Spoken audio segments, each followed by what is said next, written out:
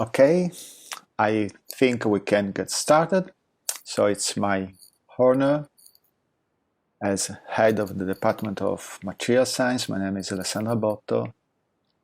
It is my honor and privilege to welcome everybody to the second workshop of the project of the Department of Excellence, which is dedicated to the presentation of the project's International Advisory Board. So in this workshop, the members of the International Advisory Board will present their research activities and their views concerning the main topics of the project. The presentations of the International Advisory Board will follow two introductory presentations, one from myself concerning our university and the department, our department, and one from Professor Stefano Sanguinetti, who's the coordinator of the scientific activity of the project. I also inform you that the program has been slightly modified from the previous version, since Dr. Posset unfortunately informed us that he cannot participate. So we have a fairly busy agenda, so it's time to invite the Deputy Rector of the University, Professor Marco Orlandi, and the Pro-Rector of Research, Professor Guido Cavaletti, to give the official welcome to the workshop from the university, from our university. Please, Professor Orlandi and Professor Cavaletti.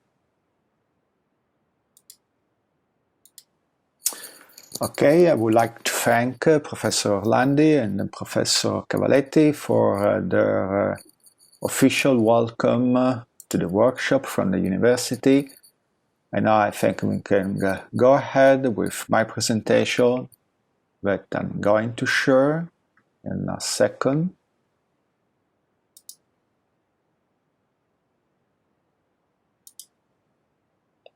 Okay, I guess that now you should see the slides and hear my voice. Okay, so just a few minutes concerning presentation of our university and our department, and in particular the project. Our university is a pretty young university. It was founded 22 years ago. We have 14 departments, 2 schools, 1 doctorate school. And as you can see here, on the left side, we have many disciplines, including sciences. And within the School of Sciences, we have many bachelor and master degrees, including materials science, chemistry, and optics and optometry, which belong to our department. Our university has now more than 35,000 students, and as you can see here, there was a significant increase of the number of students in the last years. Our university is pretty well ranked, both in the national and international rankings.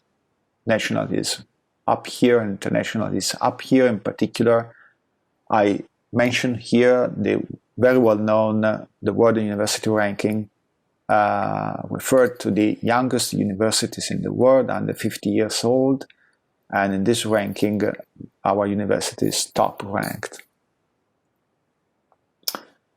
Our departments, a few facts and figures about our departments, as many activity concerning materials and devices related to many topics, including energy, environment, microelectronics, photonics, cultural heritage, organic materials, polymeric materials, optics and optometry. And as far as education is concerned, as I've already mentioned, we have 4 degrees courses, as well as a doctorate course in an international doctorate school in materials science. We have 52 permanent faculty members, 15 technical and administrative staff, almost 100 graduate students and postdocs, as well as 2 emeriti professors. And we published last year more than 150 articles in peer-reviewed journals, and also other publications, other contributions. And as far as the funding is concerned, we receive most of the money from Europe, 40%, and then 25% from industry, and then a smaller part from national and local calls, as well as from the University of Milano Bicocca. A few words about the call project, the Department of Eccellenza. It is a call from the Ministry of University and Research in Italy. So out of the total of the number of the departments in Italy, in phase 1, 350 departments were selected, and then in phase 2, 180 departments were eligible for funding. Concerning our university, we had 11 departments out of 14 in phase 1, and 8 departments of excellence, which were funding, equivalent to 60 million euros in 5 years, most of which was dedicated to staff recruitment for faculty, technicians, and administrative staff, for a total of more than 200 positions. In particular, our department was eligible for funding in the area of chemistry. Only 11 departments in Italy were funded in the area of chemistry. Here are some details about the funding for a total of 11 million euros, most of which was dedicated also in our department to staff recruitment, full professors, associate and assistant professors, as well as graduate students and postdocs. And then here you can see for the acquirement of state-of-the-art equipment and the building of new labs. Our priorities origin from these important milestones from the world and from Europe in particular. I mentioned here the United Nations 2030 Agenda and the corresponding Sustainable Development Goals, the Paris Agreement in 2015, in December 2015 in Paris, and the more recent European Green Deal from the European Commission von der Leyen exactly 1 year ago, and concerning more energy-related topics, the European Strategic Energy Technology Plan, the SET plan. And starting from this, we focused on technologies related to zero greenhouse gas emissions, and in particular, we develop materials and technology for sustainable energy throughout its value cycle, so throughout the entire chain, including both basic and applied studies, as well as I said, training of young researchers. The ultimate goal is to increase our level of research to a TRL of 4 or even higher. So just to finish with the last 2 slides, a few words about our new labs. We were able, with the money, to build 2 new labs called FlexLab number 1, which is further split in 1A and 1B, and FlexLab number 2. In particular, FlexLab number 1A includes a clean room for the preparation of our most delicate materials. And FlexLab number 2 is dedicated to the cooperation with industry. And this will be located and will be ready in approximately 2 years in this building, which was inaugurated in 2004 from the Regione Lombardia. And at that time, this building was one of the first hydrogen production sites in Europe for the refueling of hydrogen buses. Unfortunately, this plan was then discontinued by the Regione Lombardia, by the region, and it was quite recently from our university, and here we will host our Research of Excellence in cooperation with industry, not only from our department, but also from other departments. So I think I can stop here. So I stop sharing the presentation, and now I invite Professor Stefano Sanguinetti coordinator of the scientific activity of the project, to present in greater details the project. Please, Stefano.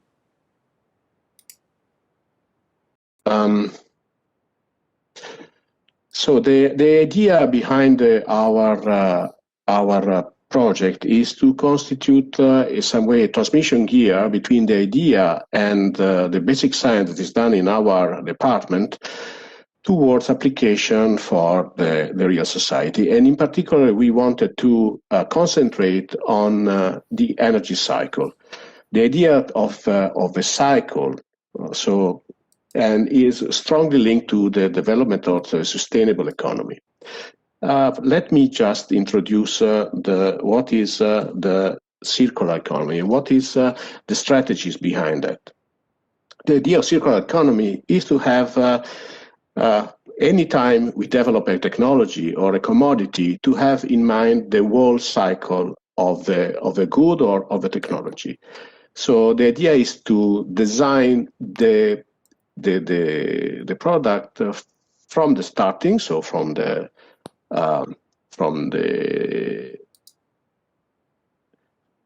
initial part, and then also how to produce and how the consumption of this product is done. So how it also consumes energy, and at the end also have a strategy to reuse or recycle the materials that are inside.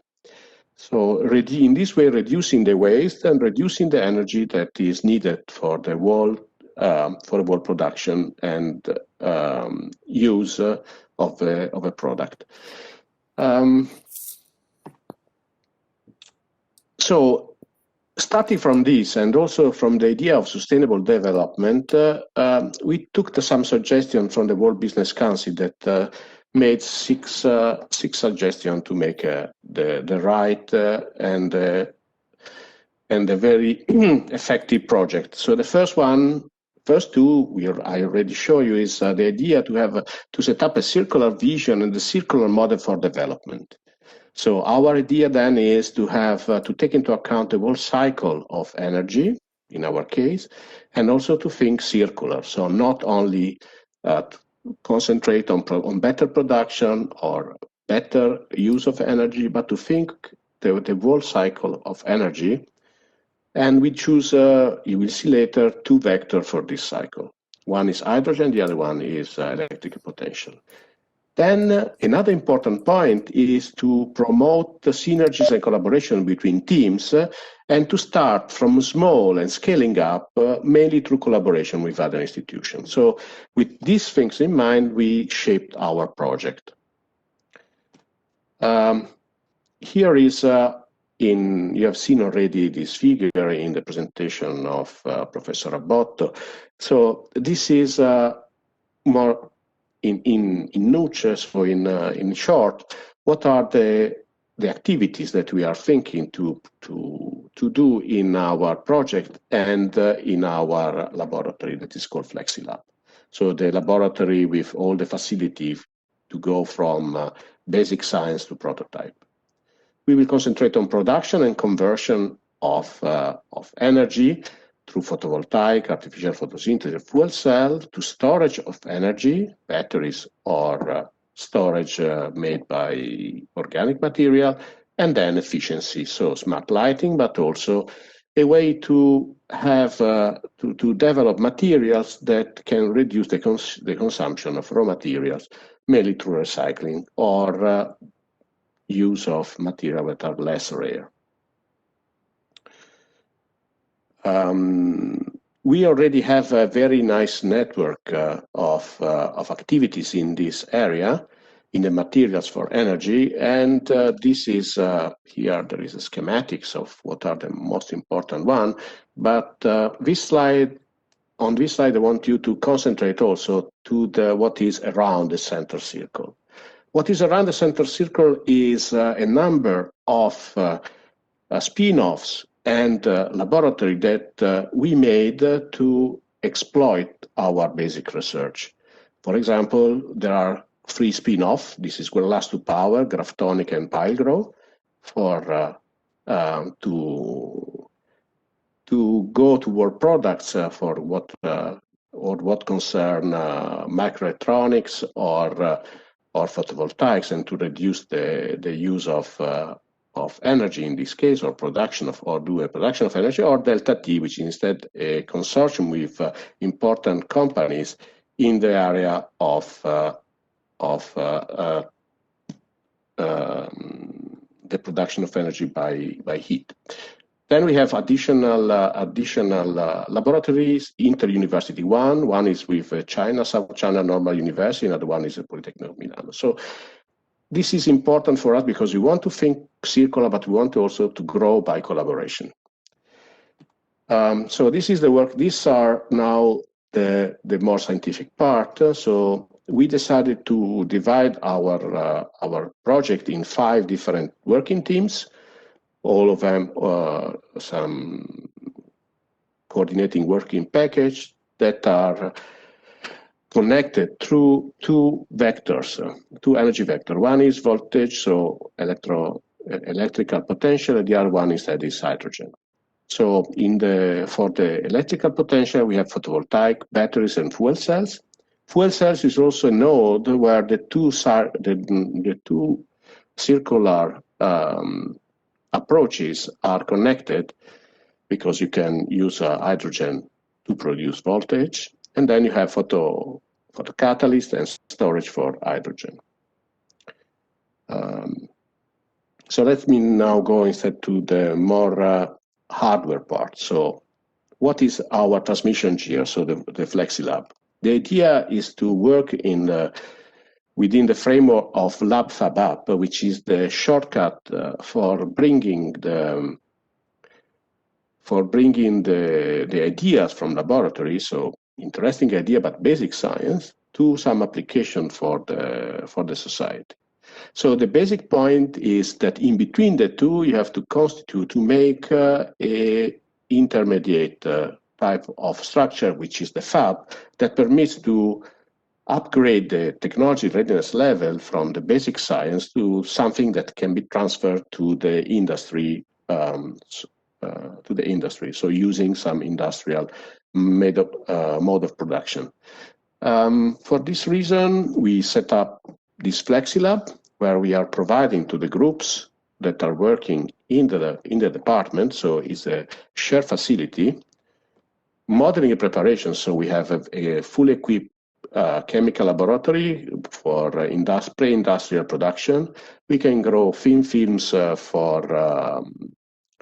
the level, well, small production, but to the level of quality level of industry. We have computational modeling. We have a fully developed characterization from structure to optical, and we can also make small production devices using wet etching and 3D printing. So these are the hardware. And now I go to show very briefly the 5 work packages in which we divided our project. The first one is photovoltaic. This is very important for energy, and this is the part of the circular economy. This is where production is involved. You see that solar photovoltaic is predicted to be the dominant one, production in 2040.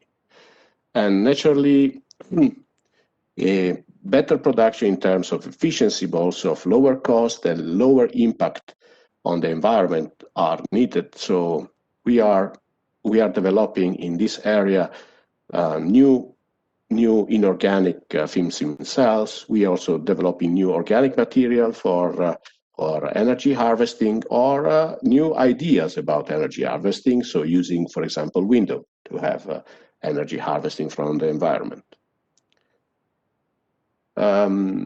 Second work package is about batteries. Okay, batteries now are mainly made using metallic lithium. So the idea is to substitute lithium, and to do that, we want to use some sodium or some different ions. And this is a difficult stuff, because you want to obtain the same level of efficiency of storage, but using some some different ions and that are lower cost, lower impact on the environment, but at the moment is not giving the same performances as lithium ion. And the third one is, instead of development of material for polymer fuel cells, so going beyond the noble metal approach. So also in this case, reduce the use of material that are difficult to sustain, and to go towards more standard metals for the fuel cells. Another within the hydrogen circle of energy, an important point is the use of solar power to obtain hydrogen, but also quite important is to have intermediates, chemical intermediates, that are reducing the use of energy in a lot of chemical reaction and for chemical production. So the idea is to avoid the use of steam reforming and using photolysis, so photochemical reaction, to obtain, stimulated by sun, to obtain the same amount of materials. The last one is regarding instead the storage. You remember one important point about hydrogen, but also about methane, is efficient storage. For automotive, the efficient storage of hydrogen is the main problem that hindered its use for as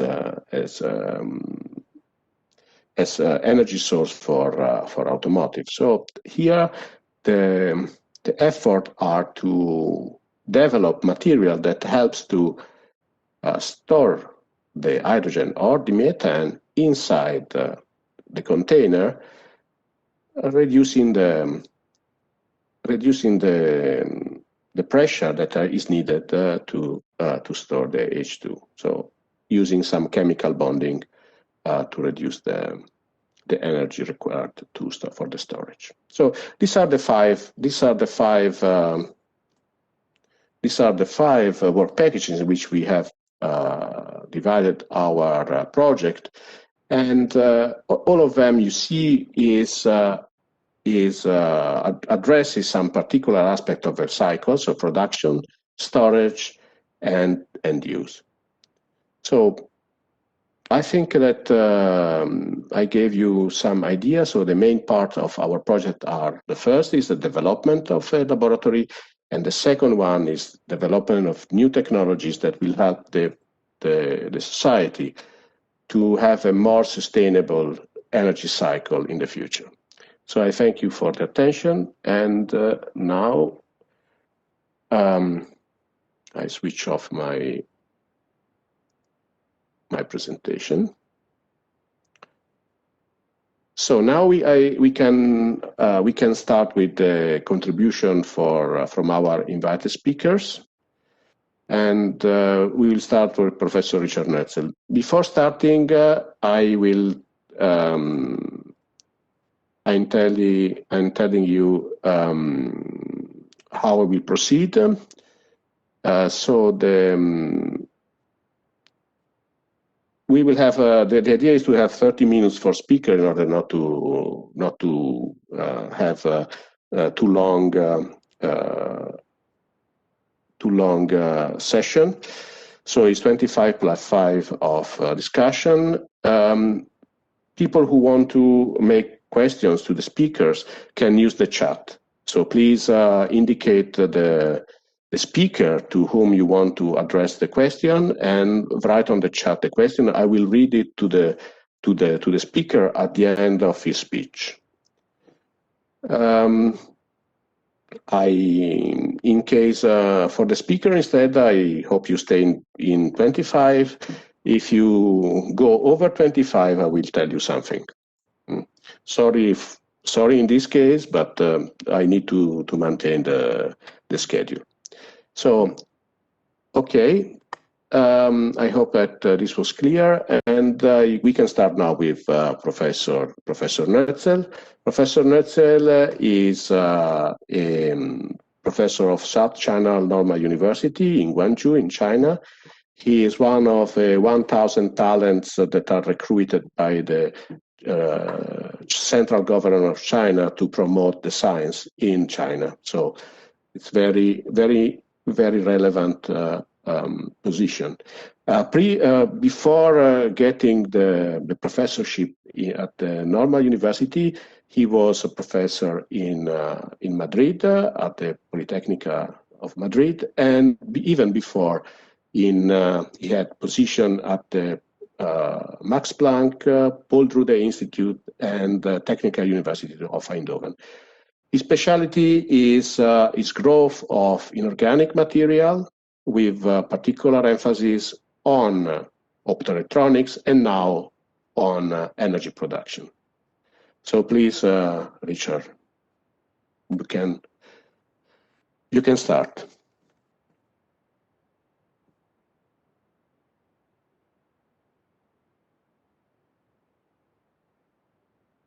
You have the button at the bottom. You remember the sharing. I don't hear you. Please open also the microphone. Tutto bene.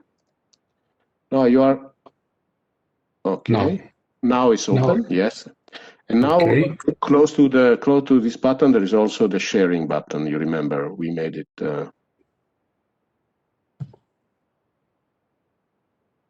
If you press sharing, you are the presenter, so it should be okay. Okay, now it's perfect. Just a moment, because it takes time to. Is it visible? Is sharing, but not yet, not on our screen. It says it's starting to.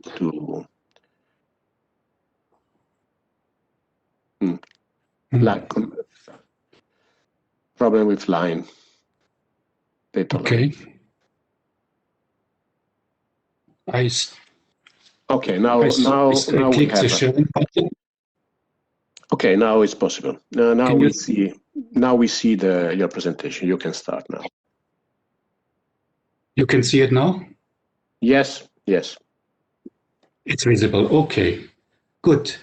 So I will talk about solar hydrogen generation by photoelectrochemical water splitting, and we are using indium gallium nitride quantum nanostructures as photoelectrodes.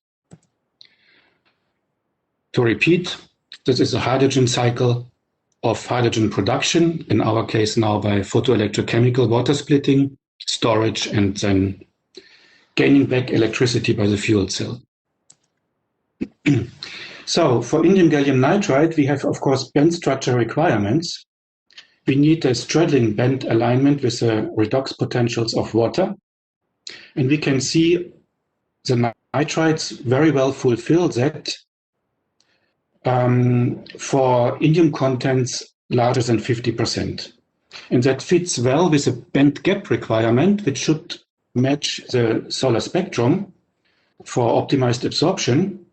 So we aim at a band gap of 1.5 to 1.6 electron volt, which needs about 50% indium content, which is actually the most difficult indium content to fabricate for this material. Now the indium gallium nanostructures. We are interested in quantum dots and nanowires. Actually, we look for lighting, displays, also biosensors, but today hydrogen energy is the focus. On the left side, you see quantum dots, indium gallium nitride quantum dots grown on silicon substrate, and on the right side, nanowire structures also grown on silicon substrate. This we have seen before is a sketch of the photoanode, of the quantum dot photoanode on the left side with the quantum dots on top. the full electrochemical cell with a platinum counter electrode and a sketch of the reaction mechanism with the hydrogen production at the platinum counter electrode and the oxygen evolution at the quantum dot photoanode. I should mention we grow the indium nitride quantum dots by MBE, and they grow in the so-called Stransky-Krastonov growth mode. That means strain-induced island formation, well known from other strained epitextual systems. Now I come to the analysis of the photoanode for water splitting, and I go through the basic characterizations. This is goes a little bit into the past. This is a photocurrent, and we can see if we compare the bare indium gallium nitride layer with the indium nitride quantum dots on top, we get an increase of the photocurrent by more than a factor of 2. We have a solar to hydrogen efficiency of 6% at zero bias, as it is defined. And we have an applied bias to photon efficiency up to 15% at a voltage of 0.2 volt. I should mention maybe here, because the photocurrent is plotted against voltage versus reference electrode, but the efficiencies have been measured in a 2-electrode system. The incident photon to current efficiency, also large, and importantly, covering the peak of the solar spectrum. So indeed, the band gap of this indium gallium nitride layer of around 50% indium content matches to the solar spectrum for optimized absorption. The hydrogen evolution has been measured directly, follows the efficiency curve, and also here we see an enhancement of the hydrogen production by more than a factor of 2 in the presence of the quantum dots. Faraday efficiency, 94% we measure. Within the experimental error, it's basically 100%. This is that means all current we see is converted to hydrogen evolution. There are no side reactions, so we have so-called overall water splitting. Stability and photo switching is important. On the left side, the photocurrent under one sun illumination at 0 voltage, measured in a 2-electrode configuration, so the real device, very stable. Again, 6% efficiency we can see here, and also the photo switching follows very well the light on-off cycles. And again, at 0.2 volt, we reach an efficiency of 15%. So, why are these quantum dots acting so nicely, obviously, as a catalyst to catalyze the oxidation of water? And the idea here is, we know that indium nitride has a very high density of positively charged surface states that is intrinsic to the C-plane of indium nitride. Then we form quantum dots on the surface. They have a limited number of bound electron states, and these bound electron states cannot accommodate enough electrons to screen these surface donors. So electrons are expelled into the indium gallium nitride layer underneath the quantum dots, and they form a large dipole, an outward pointing dipole, and this dipole attracts electrons, meaning in that way enhancing oxidation by attracting electrons from the water molecules. We went in more detail now recently, and I made a very simple calculation of the quantum dot dipole potential. We know the surface donor density. We can see in TEM here the dimensions of the quantum dot, so we can calculate that we have 16 donors on the quantum dot surface. If we borrow calculations from indium arsenide quantum dots for the same size, the band offsets, effective masses are not so different here. Then we have a number of about 4 bound states, which can accommodate 8 electrons. That means the other 8 electrons are expelled into the indium gallium nitride layer. So we have 8 electrons in the dots, screening 8 of the 16 donors, and 8 electrons are expelled, forming the dipole. And just using charged disks, one can calculate the dipole potential or dipole energy, which is 180 milli-electron volt. And the idea is that this dipole energy reduces the activation energy of the oxidation reaction, shown here in the energy versus reaction progress diagram on the in the bottom. So the dipole energy is the catalytic energy reducing the activation energy. We have measured this dipole potential first directly by Kelvin probe force microscopy. Maybe before I go into the details, I should briefly sketch what we do with Kelvin probe microscopy. Basically, we measure the so-called contact potential difference, which is a difference between the work function of the tip. We measure in an AFM microscope setup, which is a difference of the work function of the tip and the work function of the sample.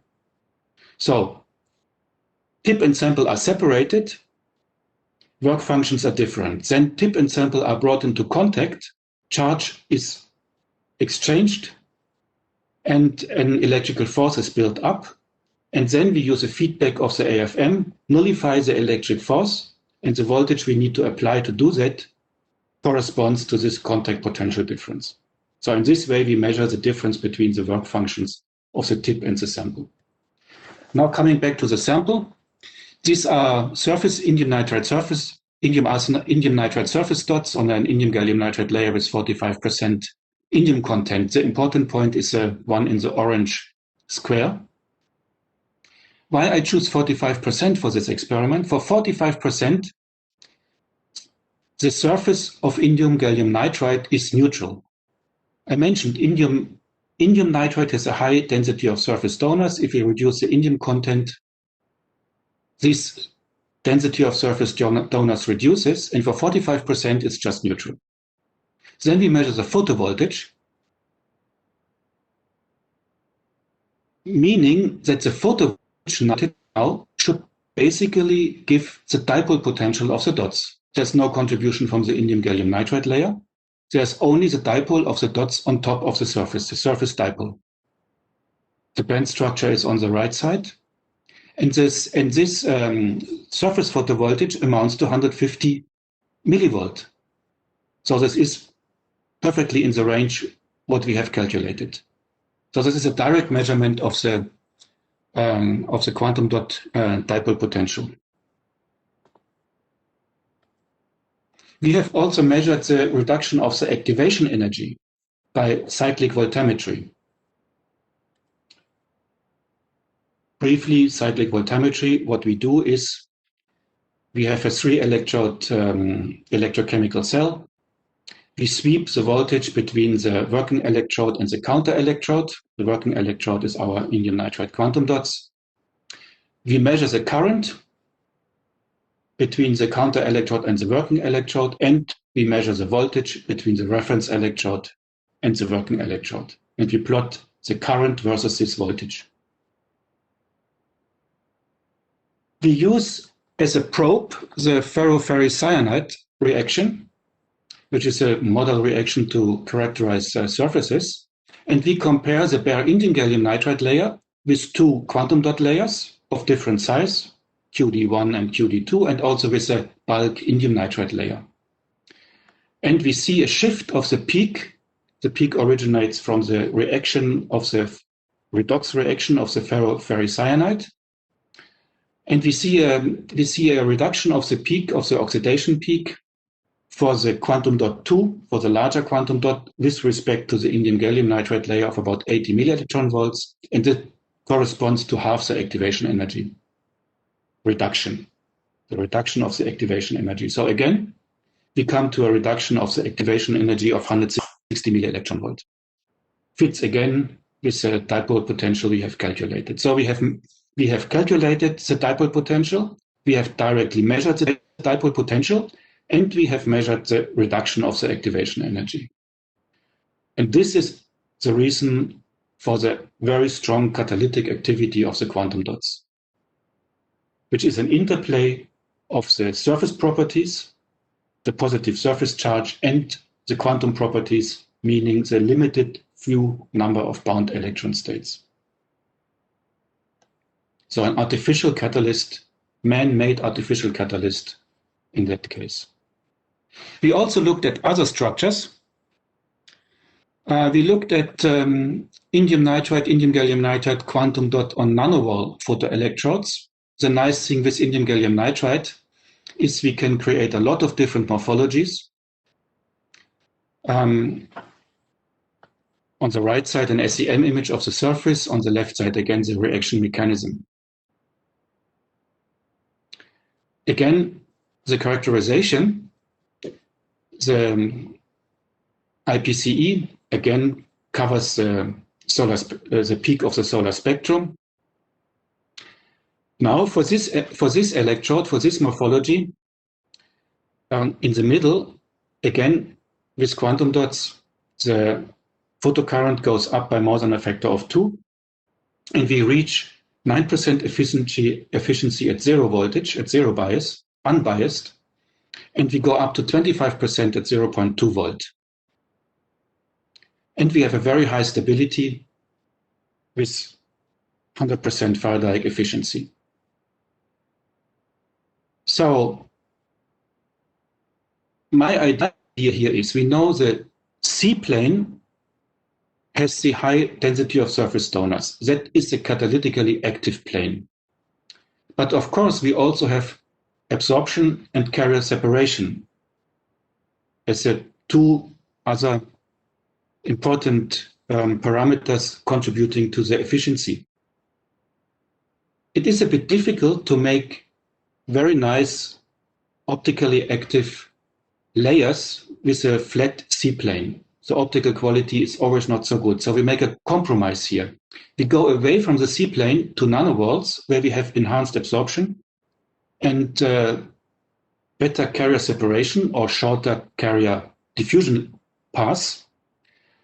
And at the end, at the moment, the nanowalls produce the highest efficiency.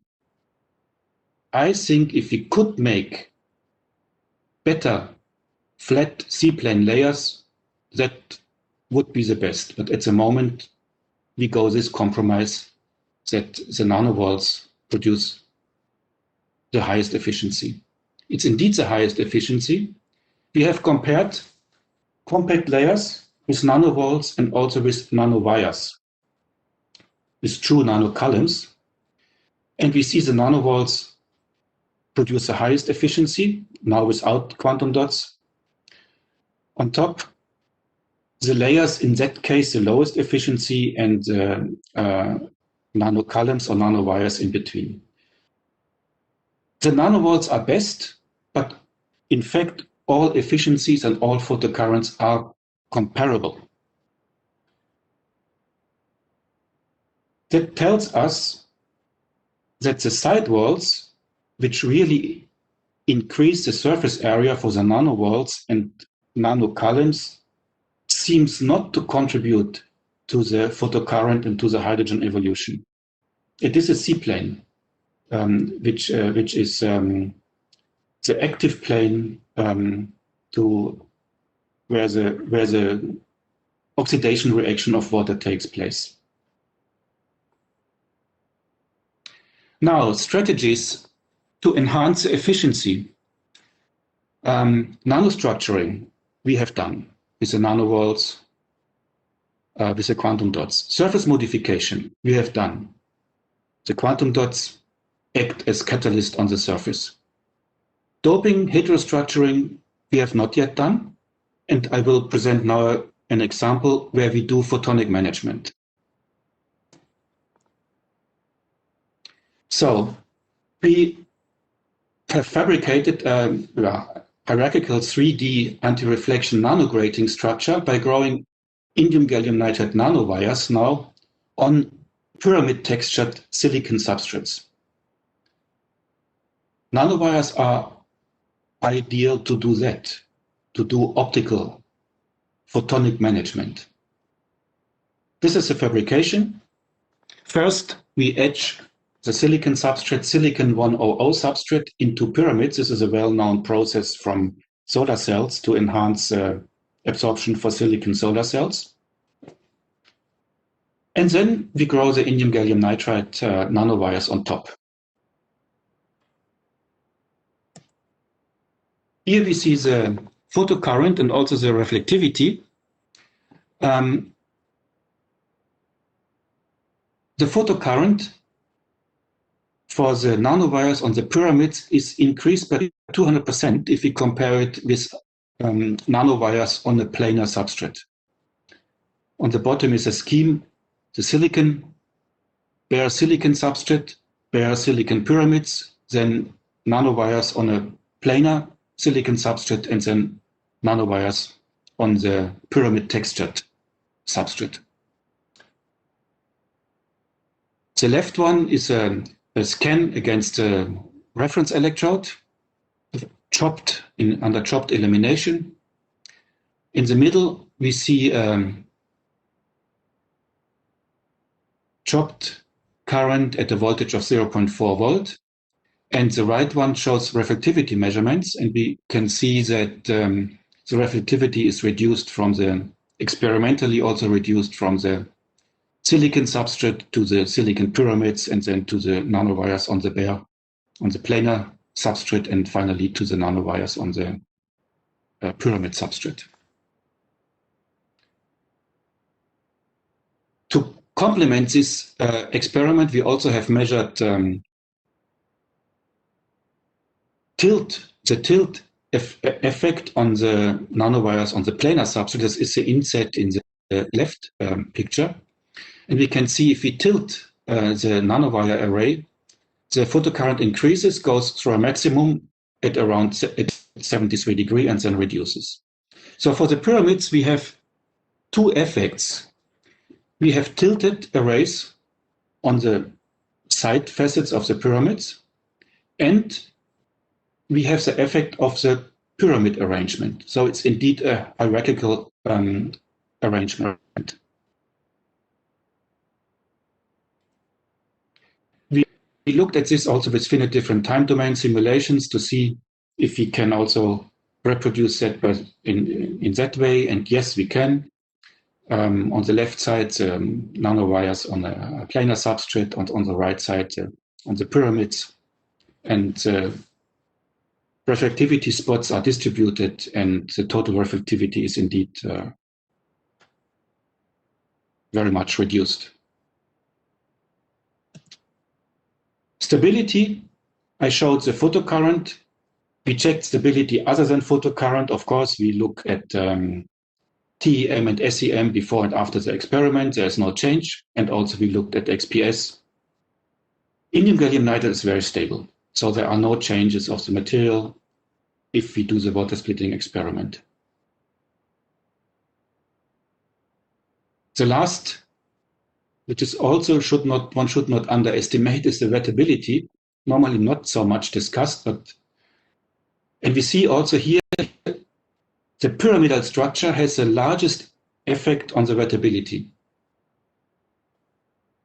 Good wettability, of course, increases the contact of the solution with the electrode, of the electrolyte with the electrode, and also removes bubbles. So it is an important parameter. And with this, I conclude, and thank you for your attention. Very well. Thank you, Richard. Just in time. If you have questions, well, if there are questions from the coordinator and other speakers, they are free to ask. At the moment, I don't have any question from the chat.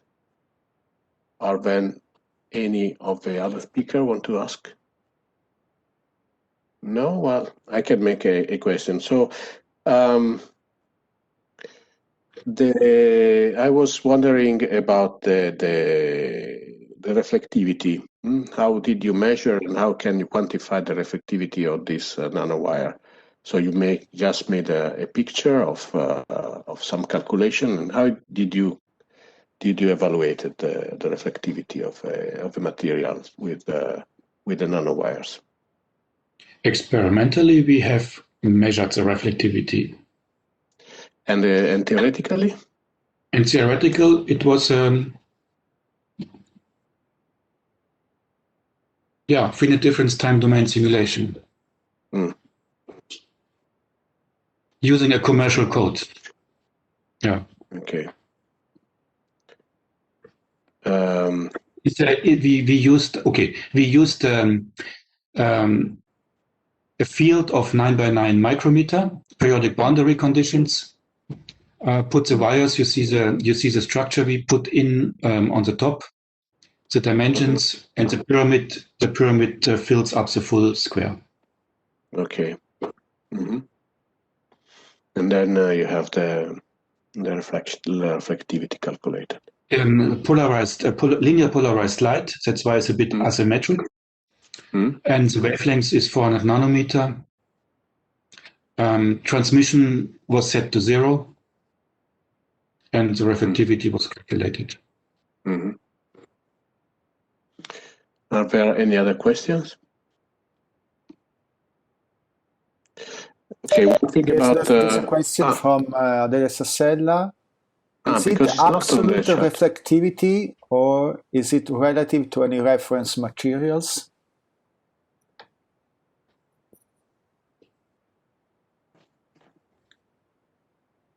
Richard, please.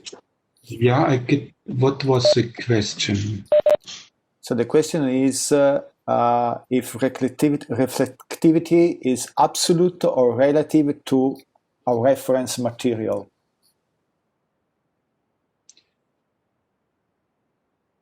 It's relative to the bare silicon. I think, yeah. Let me think. No, it's absolute. It's absolute. It's absolute value. Incident efficiency, incident power, and the reflectivity is calculated. It's absolute.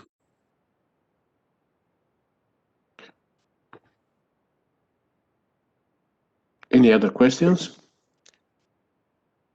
Well, I have one last question. That is, if this use of quantum, if you can, by controlling the quantum dot, you can increase the effect. So at the moment, I've seen that you have not made any investigation about quantum dot size and electronic states of quantum dot. Do we expect to have an increase of efficiency by tuning the quantum dot states or not? Yes. What we know is indium gallium nitride, bare indium gallium nitride layer has low efficiency, and we know that bulk indium nitride layer again has a low efficiency. So there is a maximum for the dots somewhere, and indeed, there is an optimum dot size. Okay, so thank you, Richard. So we have to move to our next speaker. Thank you again. And so our next speaker is Professor Mark Niederberger, full professor at ETH Zurich. He's a chemist whose research interests are salt gel synthesis, crystallization, chemical formation, and his career started from an interesting postdoc at the University of Santa Barbara, then group leader at Max Planck in Potsdam, and after that, from 2007, his career is in ETH, where he he's now director of studies at the Department of Materials. So please, Professor Niederberger, please start. I have to open your microphone. Okay. Okay, thank you. So can you see my slides? Yes, everything is fine. Very good. Okay, then thank you. So good afternoon, everybody. Thank you very much for giving me the opportunity to talk a little bit about our research in the area of energy materials. So I'm head of the Laboratory for Multifunctional Materials. We were established in 2007. So we are located in the Department of Materials at ETH Zurich in Switzerland.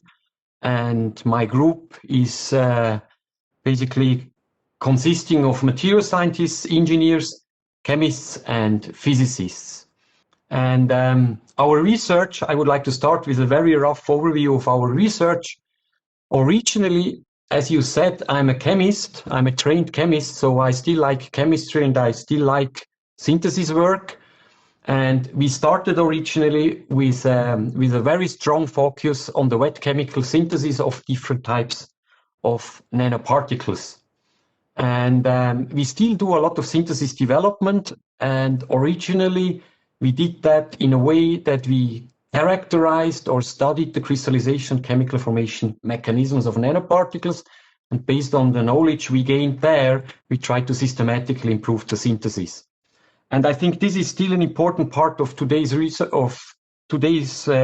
in my group, because as we saw in the very first presentation, I think the center for many activities is still materials. So first of all, you have to be able to make good materials before you can think about the next step. And since we come from the nanoparticle side, where most of our materials are produced as powders, we have to think about particle assembly and processing. And here we are mainly interested in composites, in films, and in aerogels. And I think while the synthesis development is probably more basic science, I think the latter point here is more application driven. But I have to say that we are, I think even when we talk about applications, we are still, I would say, probably very, very basic.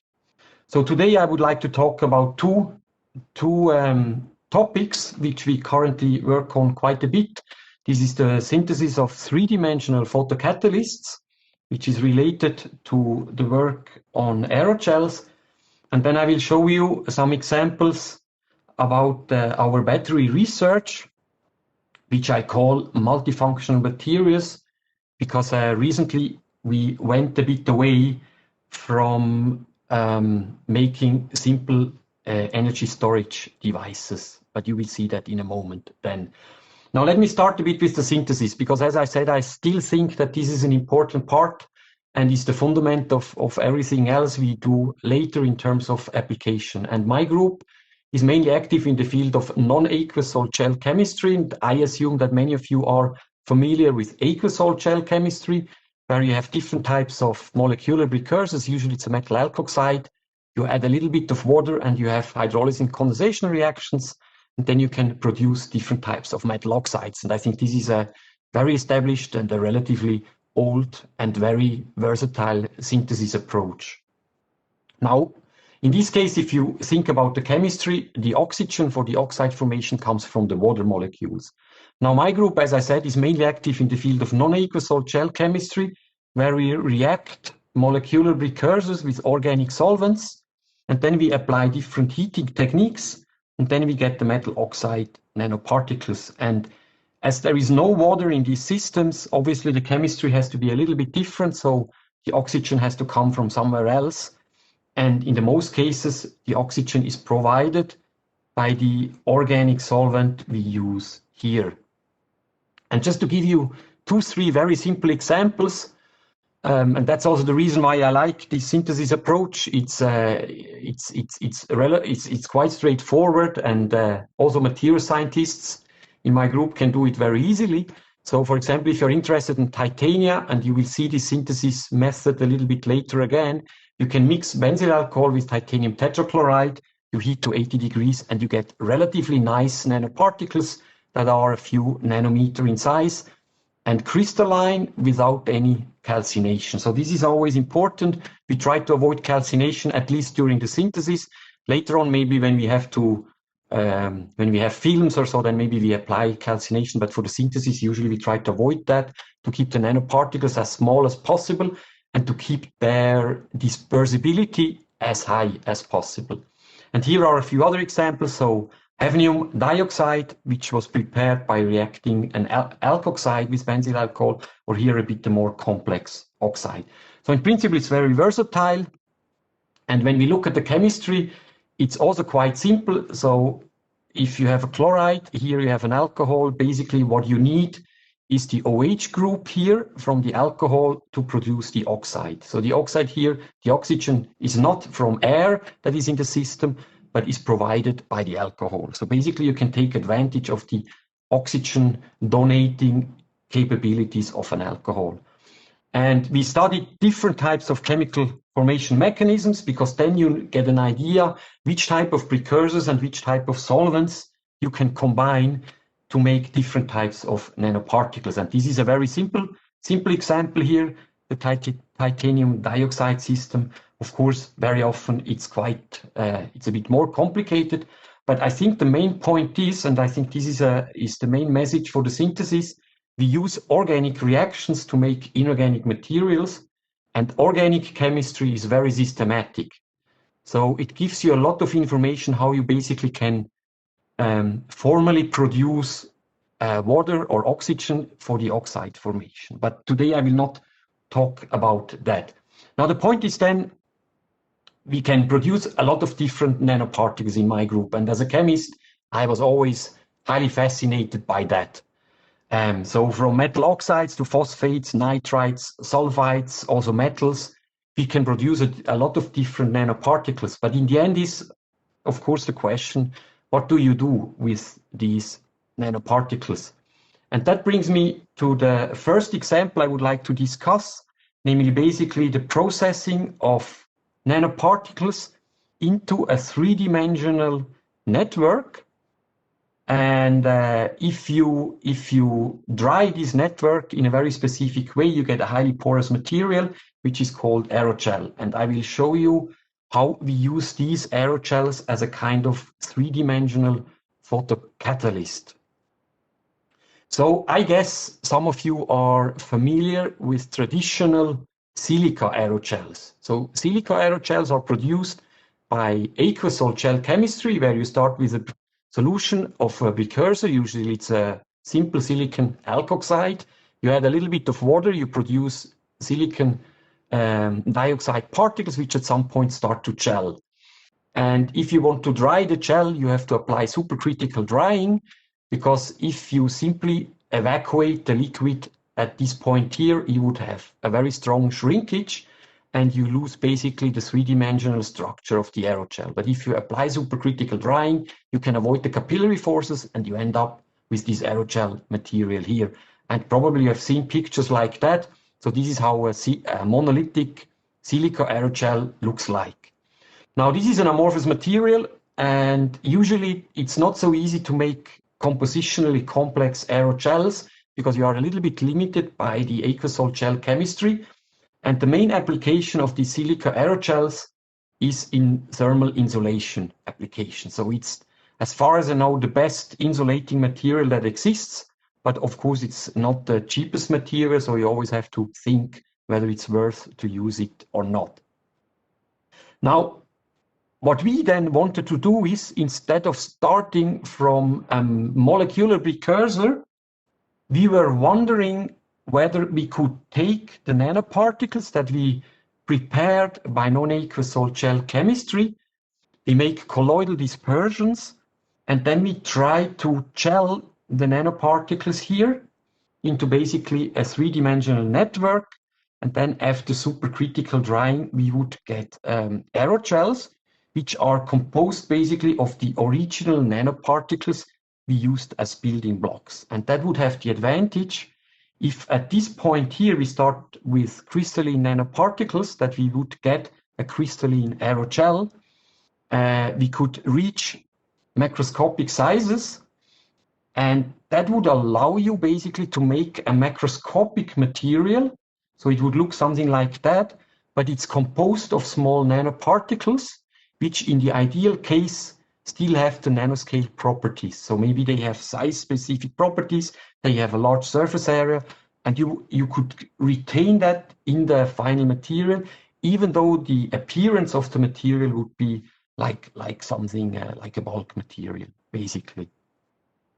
Now, as I said, that would provide us a way to make bulk materials with nanoscale properties. We would have a wide variety of functions because we could use different types of nanoparticles here, and we could assemble nanoparticles in a different way. And I will show you one or two examples a little bit later. Now, we are not the first who did that.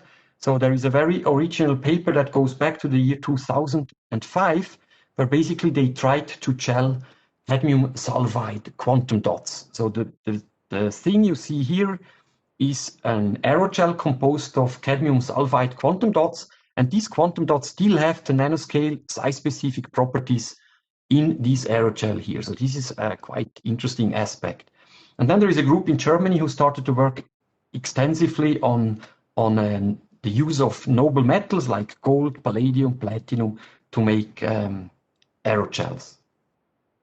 Now, I would like to start with the titanium dioxide because this is a simple system and this is something that we understand quite well, and we can do a very simple synthesis of our nanoparticles. So I already mentioned before that our standard route is the reaction between titanium chloride and benzyl alcohol. Now we have here another kind of small organic molecule, and that we need because it binds to the surface of the nanoparticles and it helps us for the gelation of the nanoparticles. Gelation actually is a tricky thing because usually when you disperse nanoparticles in a liquid and you try to make stable colloidal dispersions, then the dispersions are stable and they do not gel, or they agglomerate and precipitate. So it's a fine balance in between to convince colloidal nanoparticles to gel. So here we need some help from this molecule here. And then basically we get the titanium dioxide nanoparticles. We can extract them from benzyl alcohol. Then we redisperse them in water. So the gelation is done in water.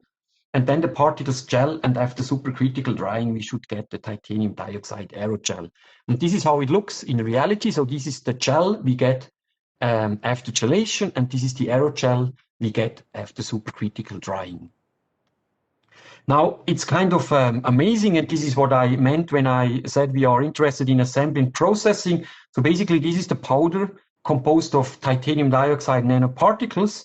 And if you gel this powder here, you get this material here, which has exactly the same composition like the powder here. So it's the same thing, just differently processed. Now, the aerogel here has an immensely high surface area. So it's about 500 square meter. Density is very, very low. So it's 50, 60 times lower than bulk density of titanium.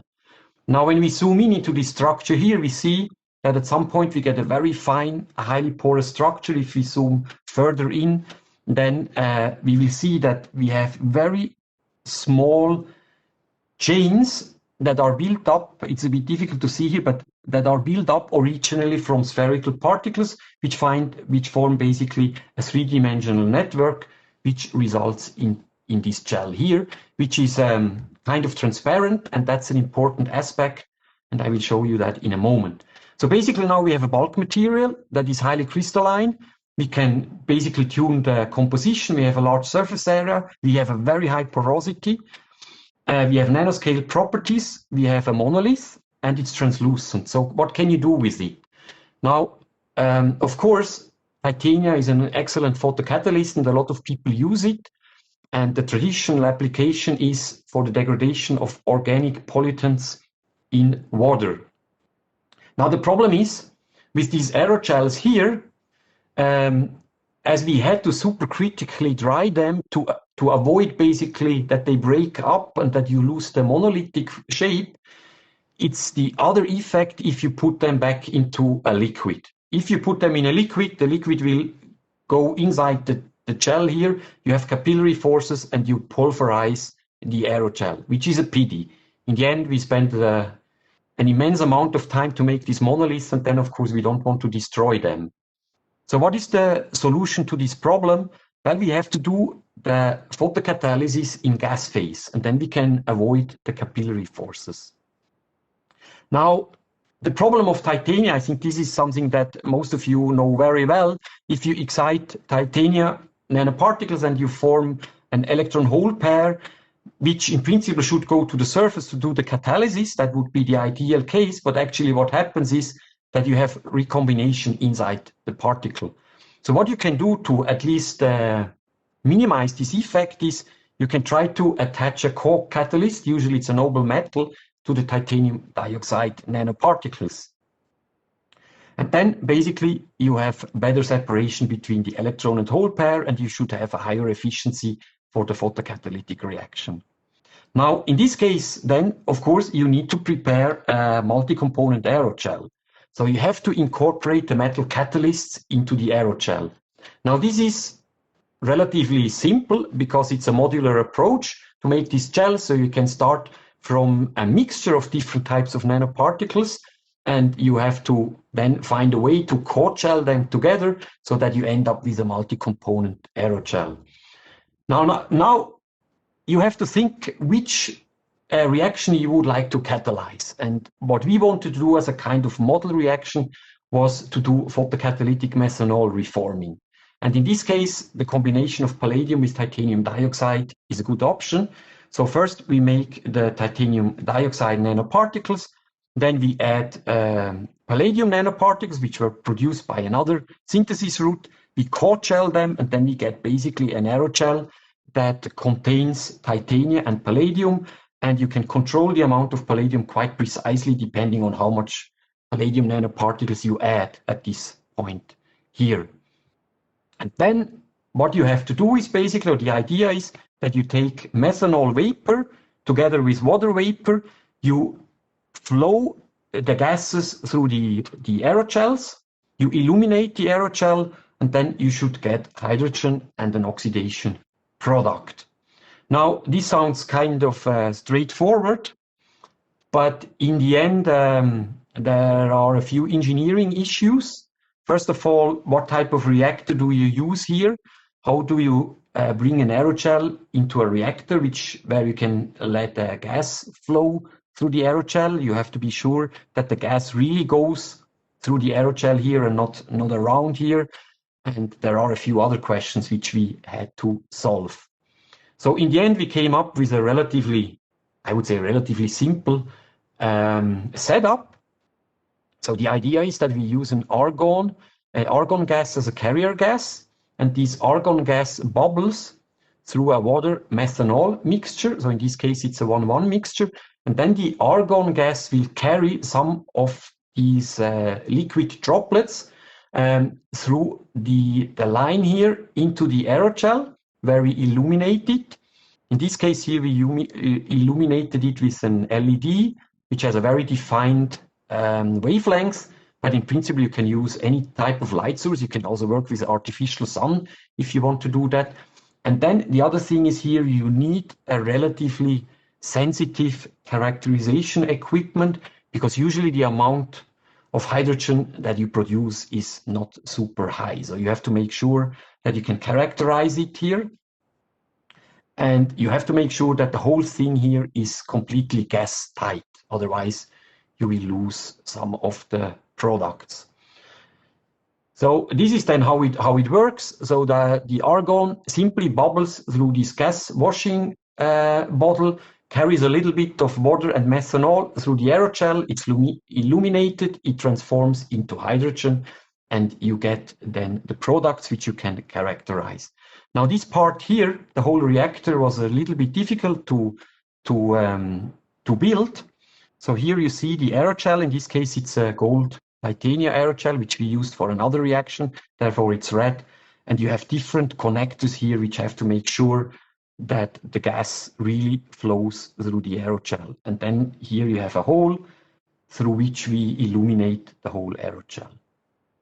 Now, when we do that, of course, then we can do some measurements, how much hydrogen is produced. Now, if the aerogel is pure titanium, so as I said, usually one would expect not a very high activity, then you see here that when you turn the lamp on, there is basically no hydrogen production because we have mainly recombination. But as soon as we start to work with co-catalysts, then we have quite a big jump here in the hydrogen production. Now you also see here that the hydrogen production drops within a few hours, and then it more or less remains stable. I have to say we still struggle a little bit with the reason why we have an increase here.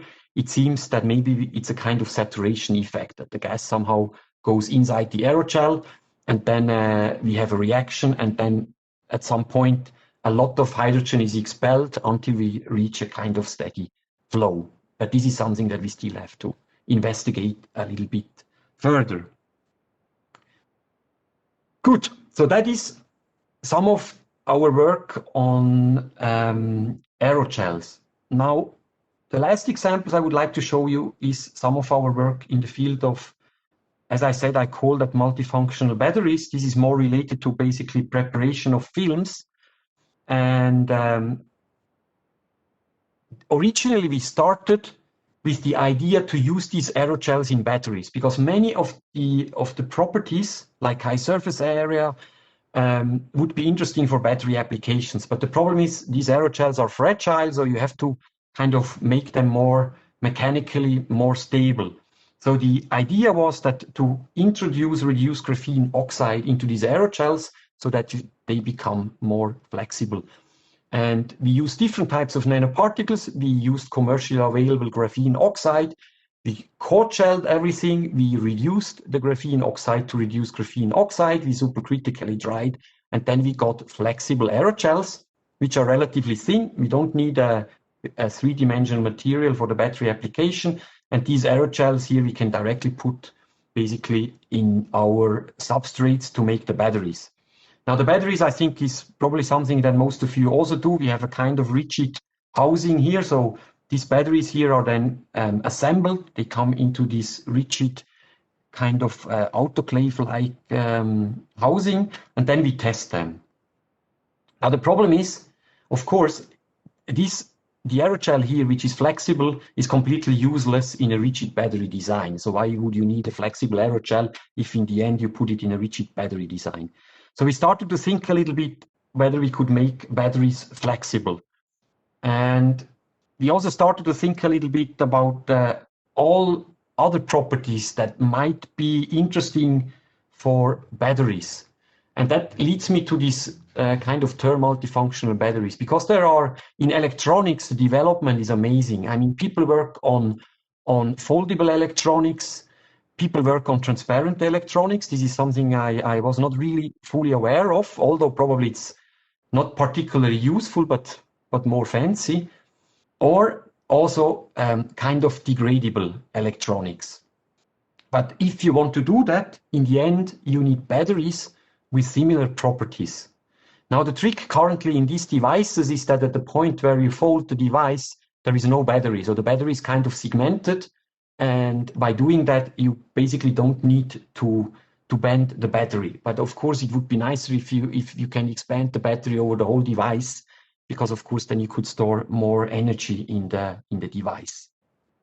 So we started to think a little bit about the possibilities to make our batteries stretchable, transparent, and also degradable or transient.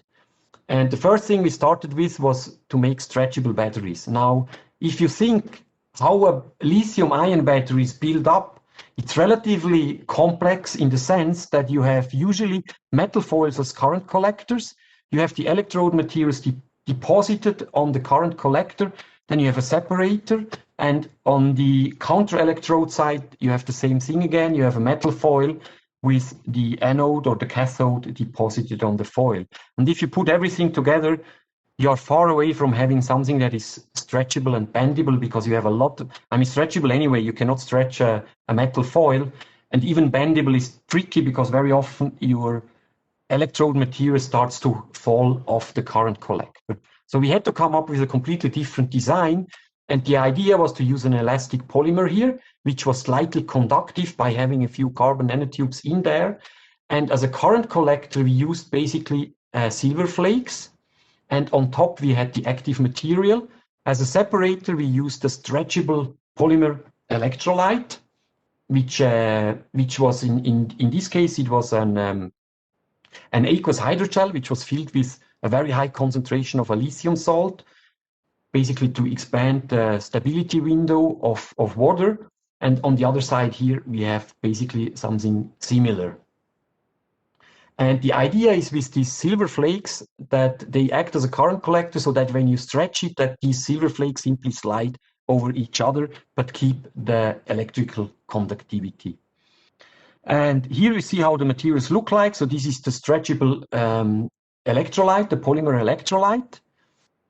Here is the current collector, which has this kind of silvery color. And these are then the two electrodes which were deposited on the current collector. And then everything is put together. So again, this is quite a bit of engineering. And here I'm always very happy to be in a Department of Materials, because you have students who know how to do that. And then you seal the whole battery together. You can do then the battery cycling under stretched and unstretched conditions. And you see here some of the electrochemical performance. But you see, and this is something I have to admit, we are, in terms of capacity, we are relatively low. And even though the battery is quite stable, when we stretch it up to 50%, of course, the electrochemical performance, in the end, we have to improve quite a bit. I mean, there is no doubt about that. Then, as I said, you have 1 minute or two. Okay, that's perfect. Yes, that's perfect. Then we have some activities on transparent batteries. And here the trick is basically that you pattern the electrode and everything, so the current collector and the electrode, into this hexagonal pattern, which is almost invisible.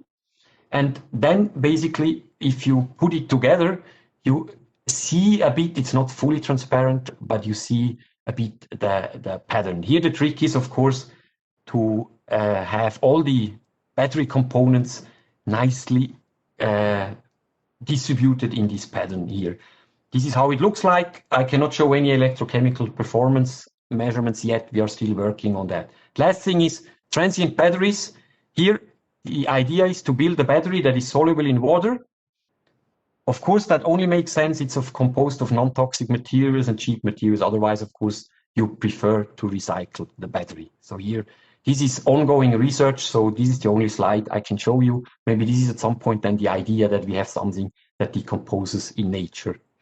So that brings me to the conclusion. I think that it's always important to dedicate some time to the synthesis so that you can produce good, high quality material. Then you have to think a bit how you can process it. And the way you process it is dependent basically then on the application you have in mind. So that brings me to the end. So thank you very much for your attention. Okay, thank you very much, Professor Niederberger. So, questions? Okay. I have one, Stefano. Okay, Luca, go on, and then I have another one from Valerio Di Palma on the chat. Please go on, Luca, and then I will do the one from Valerio. Thank you very much. That was very, very interesting. I have a question about your hybrid titanium oxide metal hydrogel. I suppose that in order to perform the photocatalytic reaction in the best way, the metal particle and the oxide particle have to be in contact, and the contact has to be as close as possible. So my question is, what do you have on the surface of the metal particle? We don't need to have something specific on the surface, because as soon as the titanium starts to crystallize, it basically encloses the metal nanoparticles. So the metal nanoparticles themselves, they do not gel, they simply deposit on the titanium oxide shell. So we don't have to do anything. So this is an automatic process, so very straightforward. I see. Thank you very much. Okay, so now I have one question from the audience. So from Valerio Di Palma. Did you consider to functionalize the aerogel with the co-catalyst after the synthesis of the aerogel, for instance, using a gas phase reaction? Yeah, that's a very interesting question. Yes, this is something that we currently try. It's a perfect question because you have to do it by gas phase process. You cannot put the aerogel back into a liquid and do then the synthesis of the core catalyst. You have to do it by gas phase. And yes, we do that. And we are not ready yet to share that. Okay, now I have one question that is not for chemists, but that's aerogel made by nanoparticles, and you can also use quantum dot making your aerogel. So did you ever check the conductance, because there should be some very, very interesting physical effects? Yes, not for the titanium aerogels. There the conductance is way too low. We made antimony doped tin oxide aerogels, and there we were able to measure conductivity basically through the aerogel. So we contacted them on top and on the bottom. But honestly, I don't remember exactly. I would assume that it was quite low. I mean, we could measure it, but I assume it's quite low because the structures are very fine, and this is 95% porous. So, but in principle it works. Yeah, but there are nice things like mode transitions, percolation, and other things like that are interesting to. We haven't done anything in this direction except a simple conductivity measurement. Okay. So there are no other questions from the audience, so I can switch to the next. So thank you very much, Professor Niederberger. So we switch to Professor Neil McKeon. So Professor Neil McKeon is Chair of Chemistry and Director of... Ivan Gordon. I made a mistake in the program. That's I prepared the wrong CV. Sorry. Here. Okay, sorry. Professor Ivan Gordon. So Professor Ivan Gordon is from the University of Leuven in Belgium, and also he has been for many years in the silicon photovoltaic group at IMEC. So he's now managing the strategic project and the collaboration of IMEC since November 2020, he's a part-time professor at Delft University of Technology. So I think that he can give us a very, very good update of the photovoltaic research at IMEC. So please, Professor Gordon, you can proceed. Okay, thank you. Do you see my slides? Yes, perfectly, okay. And we can hear you clearly. Okay, so thank you for the introduction. So I will give a short introduction or overview of the photovoltaic research activities that we do at IMEC. And first of all, I would like to thank the organizers and especially Simona Binetti for inviting me and giving me the opportunity to participate in this workshop. First, I will say a few words about myself. So I've been at IMEC since 2003, and my background is really in photovoltaics and especially in silicon photovoltaics. So until end of last year, I was the group leader of the silicon photovoltaics activities at IMEC. At the moment, my activities are a little bit broader than that. So besides photovoltaics, I'm also involved in research on solid-state batteries and on green fuels like green hydrogen production. And but so as I said, my main background is really in photovoltaics. So I have some PV related activities outside of IMEC. So as was just mentioned, since actually beginning of November, so just 1 month ago, I became a part-time full professor of photovoltaics at Delft University of Technology in the Netherlands. I'm also editor-in-chief of a solar journal. And I'm coordinating the joint program on photovoltaics of ERA, the European Energy Research Alliance. And actually, the University of Milano Bicocca is also a partner in this joint program on PV. Then I will introduce IMEC. So IMEC is an independent research center in Belgium. So with headquarters in Belgium, we also have some research labs outside of Belgium. It's an independent non-for-profit organization. that has become over the last years pretty big. So we have more than 4,000 people working at IMIC, and we basically collaborate with companies and research institutes and universities over the whole world.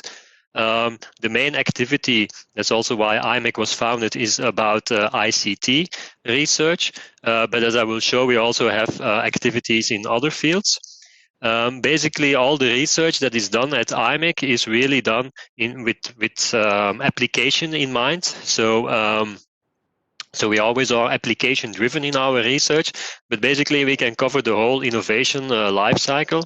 So in some cases, we really start from just an idea, also at low TRL, but then our purpose is always by R&D to really bring it to higher TRL, all the way to a prototype. And then typically after that, we do either a technology transfer to a company, or perhaps create a spin-off company, or in some very specific cases, we also do some low volume production at IMIC ourselves of specialty components. So as I mentioned, semiconductor research is really at the heart of IMIC. We apply that to many different domains. Some examples are shown here. So we have, let's say we are active in the domain of mobility, of large industries, also in healthcare. For instance, the last months we have been actively working on very fast and effective tests for COVID-19. For instance, we are also active in infotainment, education, cities, agriculture, and also here what I highlighted in red in energy. So I'm from the energy department, and so I will say a little bit more about what we do there. So in the energy department, we really try to use our semiconductor expertise that we have at IMIC to really help the society to decarbonize. And here are listed the main topics. So many of these topics were also presented as topics in this project of the Milano University. So first of all, we are looking at decarbonization of power generation. So there, one of the main topics that we are studying is photovoltaics. So I will explain more about that later. We are also working on decarbonization of the transport sector, for instance. We have a lot of work that we are doing on solid-state lithium-ion batteries that can be of real interest for electrical vehicles. Then we are active in what we call power to molecules, so using actually renewable energy to produce other energy vectors, for instance, green hydrogen, but also synthetic fuels like solar fuels that were also already explained before. And finally, we're also working on making power devices more efficient and especially using gallium nitride based technology. But so in the remaining part of my presentation, I will talk a little bit about some of the activities that we do in the field of photovoltaics. And would like to start with silicon photovoltaic cell technology. So here, what I mean is we start with silicon wafers, and we actually want to make those silicon wafers into very highly efficient silicon solar cells. This is a research activity that we do in Leuven in Belgium at the headquarters of IMIC, where we have around 1,000 square meters of what we call a pre-pilot line. So this is actually a research line, but that actually uses industrially compatible silicon PV production equipment. The reason that we use such equipment is that when we actually make new processes with this equipment, then we can very easily transfer those processes to the industry quite fast without too many problems, because industry is using similar tools as what we do during the research phase. So in the past, we have worked on many different types of cell architectures for silicon solar cells. I will discuss one of the recent ones. This is the so-called N-PERT cell. So you see here at the top right, you see actually the cross-section of this device.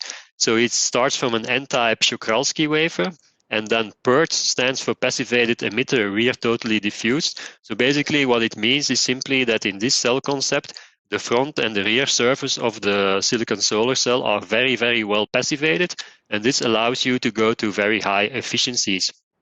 So we make these large area silicon solar cells with this N-PERT structure. You see here a picture of the front and the rear of the device, and I should note here also that these are bifacial cells, so that means the light can enter both from the front but also from the rear of the device. So that means In a bifacial PV module like this, you will also be able to capture light from the rear, so you will typically have more energy production. So here then in this table you see some typical solar cell results of this type of large area cells that we make.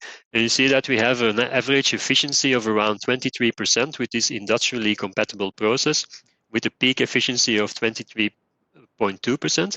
So this is a very good efficiency. And actually we have last year started working together with a Chinese company called Jollywood. And we have transferred part of this process to the production line of this company, and they're now using this to produce this type of cells. Now 23% is actually pretty good, but of course it can still be improved. Now if you want to improve a solar cell, then you first have to analyze what are the main weak points, what is the main cell limitation. And despite the fact that these surfaces of this cell are very well passivated, we find that actually the main cell limitation is still in recombination losses underneath the contacts. So where we have the contacts, so it's like a few percent of the silicon surface is contacted by metal. So underneath these metals, actually, we still have a lot of recombination losses because there is no passivation there. To solve that problem, we, as many other research institutes and companies, we are currently investigating so-called passivated contact solar cells, where we also want to passivate the surface area underneath the contacts. So here on the left-hand figure, you see again a cross-section of the PERT solar cell that I showed you on the previous slide. But on the right-hand side, now you see actually a new type of cell structure, which is called TOPCon. And this TOPCon cell structure was proposed initially a few years ago by the Fraunhofer ISE Institute. It stands for tunnel oxide passivated contact solar cell. And actually what you here now see at the rear of the silicon wafer, you have now a very thin silicon oxide layer of just a few nanometers. And on top of that, you have also a relatively thin phosphorus doped polysilicon layer. And then you have the metal contacts on that polysilicon layer. So now these metal contacts are not directly in contact anymore with the crystalline silicon wafer itself. And actually this allows you to really have even better passivation and also passivated contacts. So with this cell structure, you typically should be able to reach efficiencies above 24%. So we are one of the many institutes that are studying this type of cell. And we hope in the near future to really reach well above 24% efficiency with this cell structure. So this brings me then to the second part that I want to talk about. So we can make very efficient silicon solar cells, but of course, if you want to make a PV module, which is in the end what you're going to use, you also need to interconnect those cells together, and you have to put them into a module laminate. So, and also there is a lot of improvements still possible. So the silicon module research that we do at IMEC is located since 2 years in a new building that is shown here.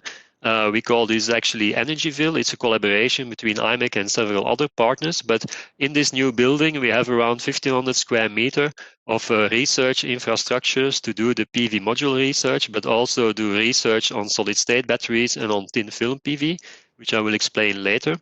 And this new building is not located in Leuven, but it's in another city in Belgium around 60 kilometers away from the headquarters.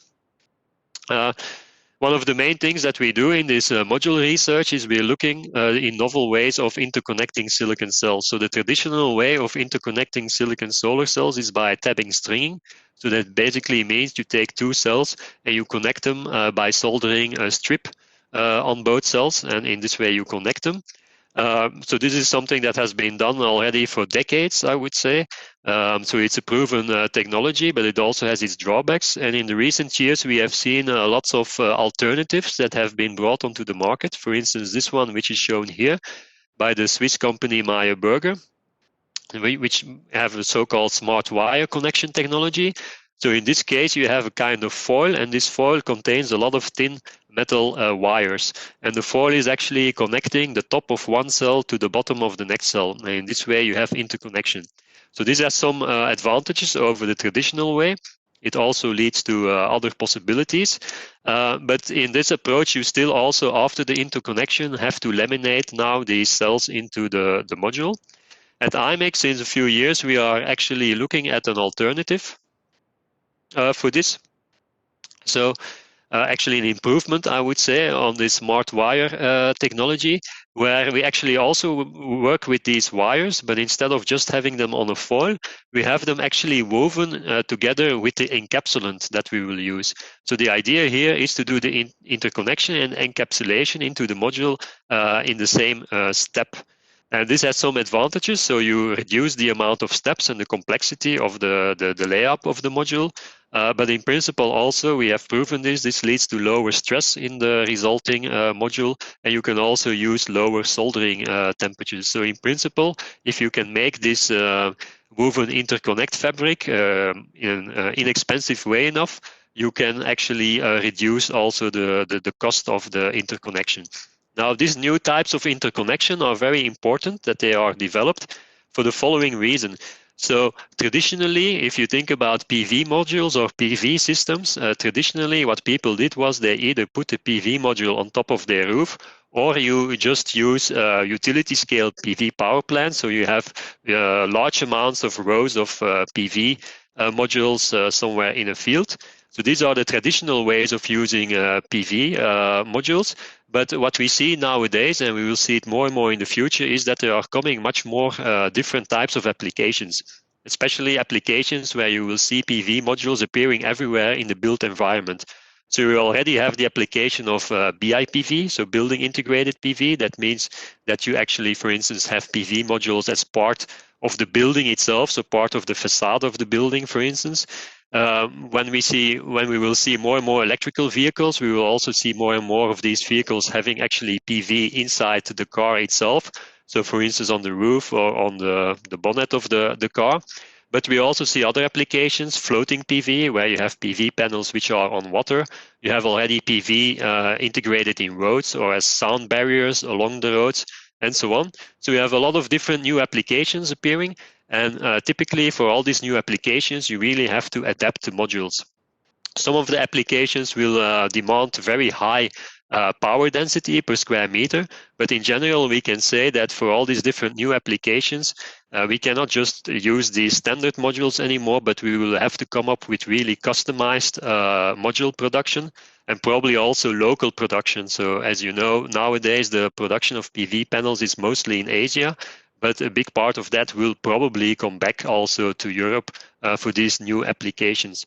And so for these new applications, it's really important that we have a lot of new cell and module technology that is really adapted to that.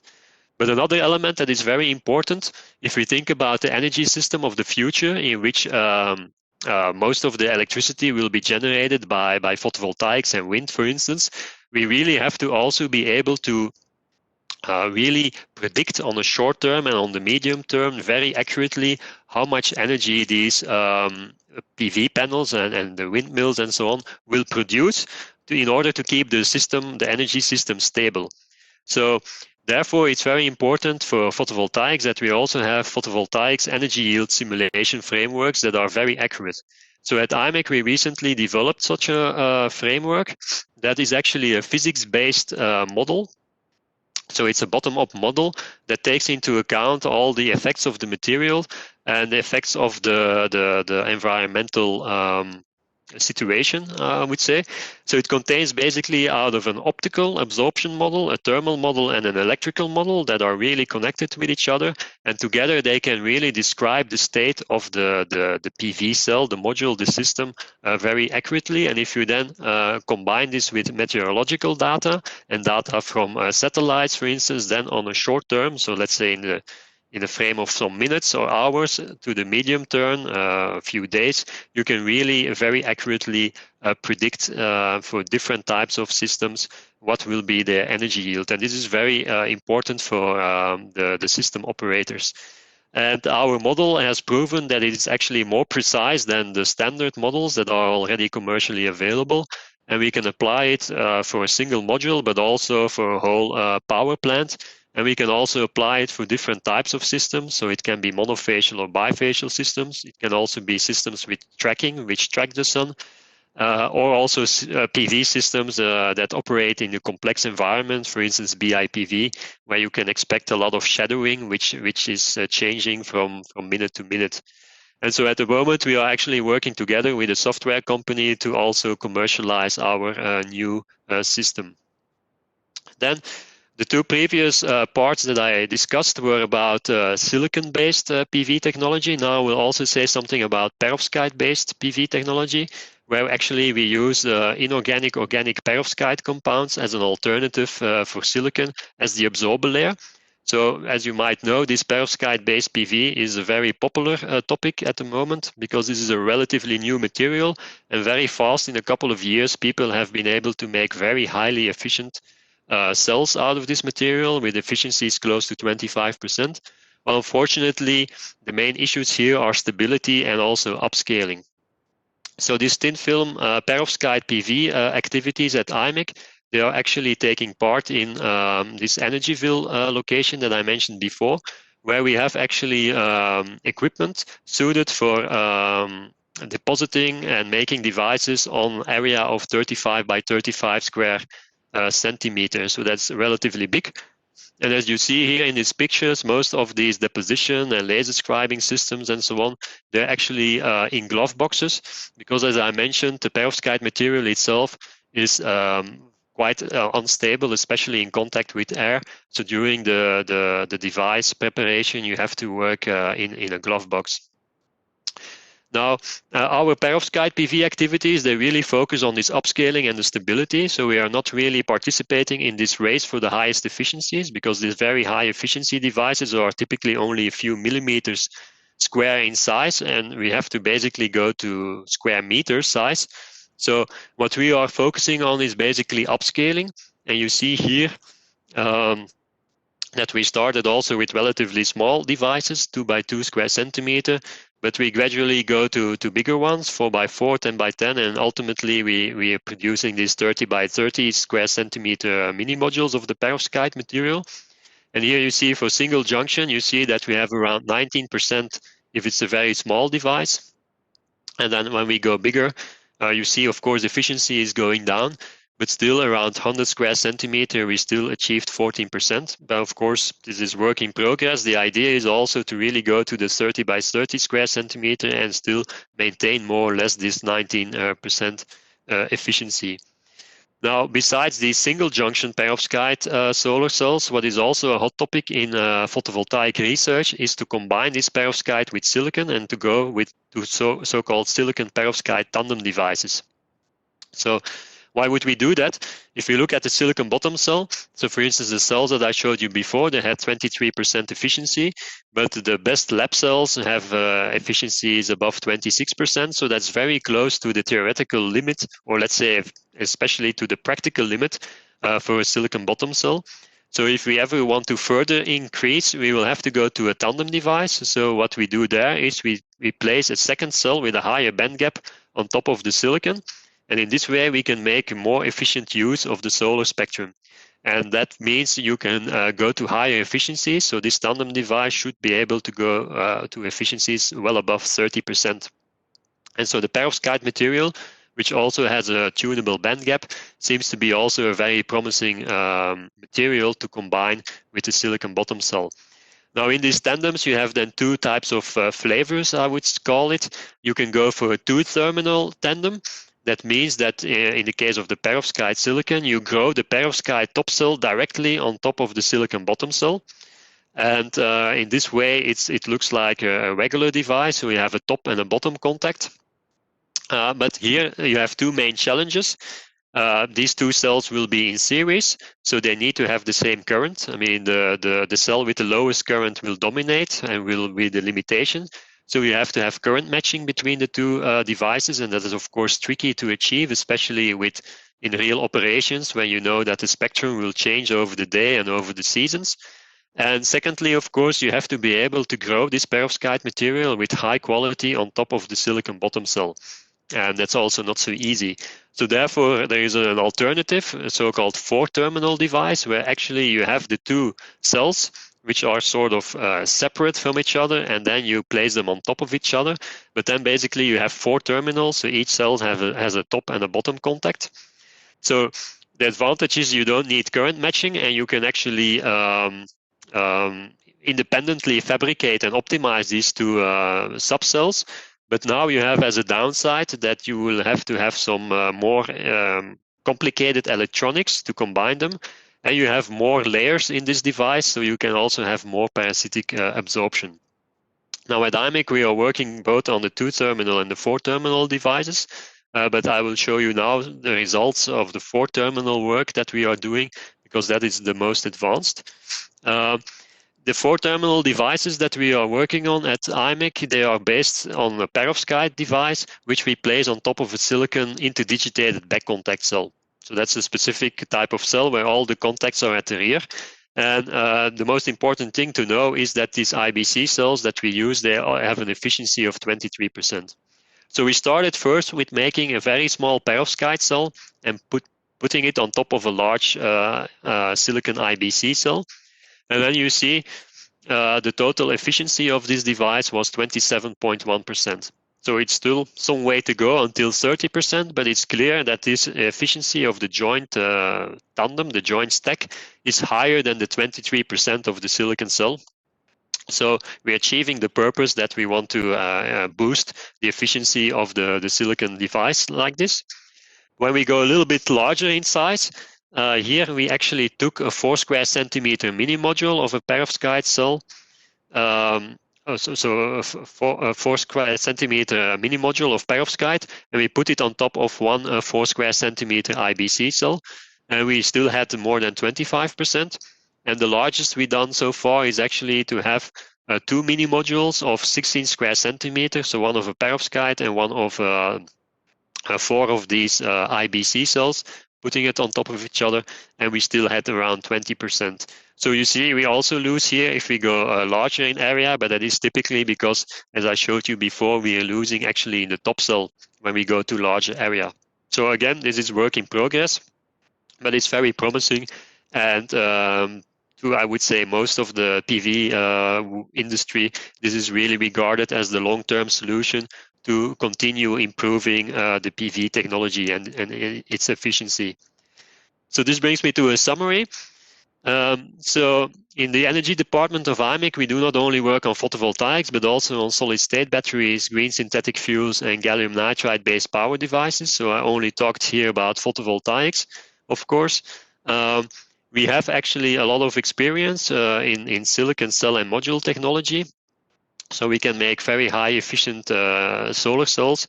And one of the main topics, I would say, not only at IMEC, but in general in the PV, for silicon PV, is to go to these so-called TOPCon cells. We are also looking at new interconnection technologies that will enable simpler and more flexible and customized assembly, which is really needed for all these new integrated PV solutions that are being developed and that are starting to appear on the market. And we also have a very good energy yield simulation framework. And then next to that, we are looking at perovskite-based PV. That is a way for, in combination with silicon, to go above 30% efficiencies. And we have capabilities to grow these devices up to 35 by 35 square centimeter. And so far, we have 4-terminal tandem devices with perovskite silicon of 27.1%. And for the 2-terminal, which I didn't really show here, we have efficiencies of around 24%. And with this, I would like to thank you for your attention. Thank you very much, Professor Gordon. Oh, you were even slightly shorter than the time that you had at your disposal. So, are there questions from the audience at the moment? I didn't receive any on the chat. May I ask for a question? This is Stefan Vassilini. Yeah, please, please. Hi, Ivan. Nice presentation. It's just technical curiosity. How much do you gain from the light being collected also from the back of the panel? Yeah, so that's a good question. So we're talking here about bifacial panels, and you see actually that these become more and more popular. So you have more and more bifacial panels in the market. Now, in principle, it depends on what background you have, of course. This determines what albedo you will have. But in general, from all the let's say data that we have from systems in the field, typically it's around 10% that you gain. So that means But again, of course, it depends on the background and how this is maintained. But that means the cells that I showed you, they had 23% efficiency, but that is measured simply as let's say with light coming in from the front. But these cells, they have a bifaciality factor, so that means that's the ratio of the cell efficiency measured from the front or from the rear. So they have a bifaciality ratio very close to 100%. It's never 100%, but it's, let's say, around 95%. So in principle, with a 23% cell, if you then really use it in a bifacial mode, it's the same energy production as if it would be 25% monofacial. This is good. Okay. And then if I can ask a second question. Please go on. I see you propose to have photovoltaic cells on cars, or you mentioned that this is a proposal, but I just did some rapid calculation, assuming maybe 10 square meter and assuming 25%, you can collect maybe a couple of kilowatt power? Yeah, it's that's a good question. It's an ongoing discussion, but I can say that we, but also many others, are really collaborating with car manufacturers that are really interested in it. So the main reason for doing this is really to extend actually also the range of the car. But typically you have to consider whenever you put your car outside for some time and you don't use it, if you have these panels on the roof, for instance, you can actually use that to partially also recharge your car. So of course you have different options. You could also think like, okay, you can install everywhere these how you call it, let's say roofs with PV underneath of which you could put your car, so then you actually can also recharge it by solar energy, or you can put it directly on your car. So I can only say, I also sometimes have my doubts about it, but I can only say that also the car manufacturers are seriously looking into it. And typically, for instance, you see it already today with the so-called hybrid cars, that often they are not really recharged, so the battery is not often really used. But so, for instance, in that case, also having PV panels on top of the car, each time you are somewhere outside where the light can hit your car, you actually will have some recharging. Yeah. But it was more a curiosity about the car manufacturer. I mean, if they are interested, there must be a good reason. Yes, they are indeed interested, and of course, the main idea is to really go to very highly efficient panels there, because you have only very limited space, and of course, it would be completely integrated. One other reason why they are very interested in it is that car manufacturers are actually using more and more what you could call electronic glass inside the car. So that means lots of parts of the car are from glass, let's say, which have already electronics in them. So you will see that more and more. And for them, this is just something extra that they would add to it. Thank you. Okay, so thank you, Professor Gordon. I think now we have to switch to the next speaker. So this time is really Neil McKeown, not as before. So I say again the brief CV of Professor McKeown is from the University of Edinburgh, where he has a chair in chemistry and is director of the School of Chemistry. So he has a career between England and Canada. So he will talk about polymer intrinsic microporosity for application gas separation. So please, Professor, we can see your screen. So please check the microphone. At the moment, is closed. Okay. Please activate your microphone.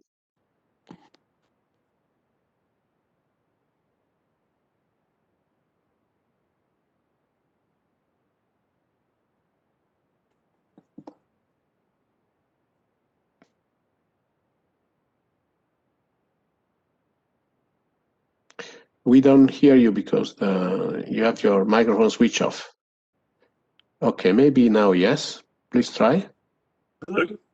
Now is yes. Now is we can hear you, and we can also see your screen well, if possible. I had the unmute all through everybody else's talks, and then as soon as it was mine, I couldn't see it anymore. So okay, you cannot see, but we can see your screen very well. So and hear you very well. So please go on. Lovely.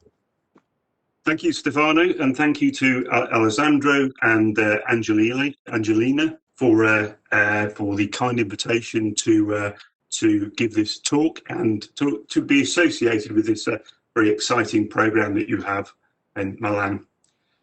So, just a quick picture of Edinburgh. It doesn't look like this today. It's pitch black out there, and it's also blowing a gale. And so, if you hear windows rattling in the back and rain battering on windows, that's the reason. I apologise for that. We are quite far north, and the weather's not good at the moment.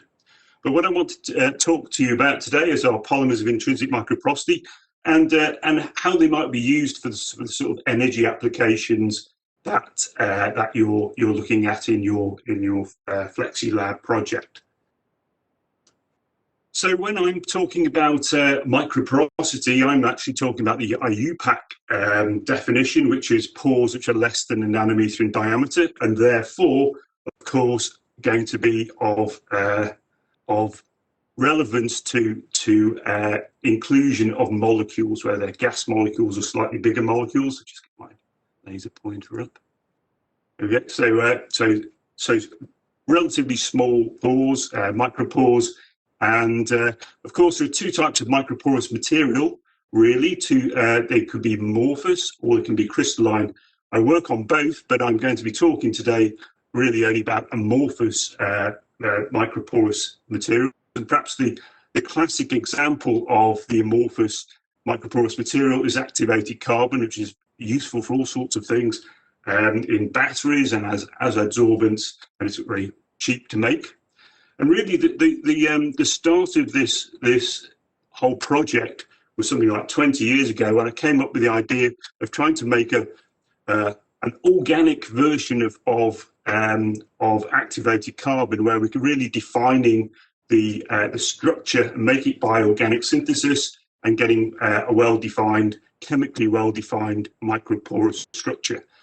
So I work a lot on porphyrins and phthalocyanins, and this is this macrocycle here, and I was going to use this as the sort of graphene sheet of the activated carbon, and then I wanted to link it up to stop this aggregating and getting them sort of dispersed from each other, non-aggregated, by using these spirocenters. Let me just show you the chemistry I used for this. This is a very cheap spirocyclic monomer, which has 2 catechol units, and we can react this with another cheaply available monomer here and do an aromatic nucleophilic substitution reaction and get this precursor, which is these phthalonitriles. And then when you can do a cyclic tetramerization with a metal, you can get your phthalocyanin network with these with the metal incorporated into the material. And this works very well. We get microporous materials up to about 850 meters squared per gram, and we've been using them for catalysis. But let me just show you the important structural feature of this monomer, which is this spiro unit here, which gives you this 90-degree kink in the structure, which makes sure that the phthalocyanins don't aggregate relative to each other. The other important aspect of this monomer is that we use this benzodioxane linkage to assemble the monomer for the network, and we're very intrigued by this synthesis. And we looked into this, and in actual fact, you can get benzodioxane to work very well up to 99% isolated yields. So we thought this might be a useful reaction to use for making step growth polymers. And so once again, we used this commercially available tetraol, and with these catechol units, reacted it with this tetrafluoromonomer that's also quite cheaply commercially available, and made this sort of ladder spiropolymer with this structure here. taking advantage of both concepts that we used before in the networks, which is this spiro center to give us this kink, and then these sort of long ladder types units with the benzodioxane unit. This is really surprisingly efficient and useful reaction where we could get this polymer, which we now call PIM1, and its solution. You can dissolve it in solution. We can see that it's very high molecular mass when you optimize the polymerization. We can precipitate it, and we can actually make this in our lab now in sort of 200-gram batches or so from these two commercial monomers. But importantly, we can dissolve it and cast it into films such as this. And these films are highly robust and really have some of the highest glass transition temperatures of any solution processable material. But what came as a surprise to us was that when you take the powdered form of this polymer, that this acts like a microporous material by itself. So it actually absorbs nitrogen at low pressure, and you can estimate a sort of BET surface area from this isotherm of around 780 meters squared per gram, which is pretty similar to the networks we were making. So this is instantly a very interesting material to us, and we called it polymer of intrinsic microporosity 1. It's a solution processable microporous material. And the microporosity from this material comes from its rigged and contorted structure. So in other words, we're making this sort of polymer, but when we've got lots of these polymers together and we take the solvent away, the chains do not pack space efficiently, so there's lots of free volume left over that can't be packed by the chains, and that free volume is so interconnected it acts like a microporous material. This is what it kind of looked like. As I say, it doesn't look like a zeolite or a moth or something. It's once again more like an activated carbon. We have these elements of free volume, and the pore size distribution, either experimentally or by modeling, looks a bit like this. And it's basically sub-nanometer in diameter, where you have sort of actually the pore size is perfect for adsorption and separation of gases, because you've really got this peak around 0.4 nanometers or so, which is pretty similar to the kinetic diameter of most gases.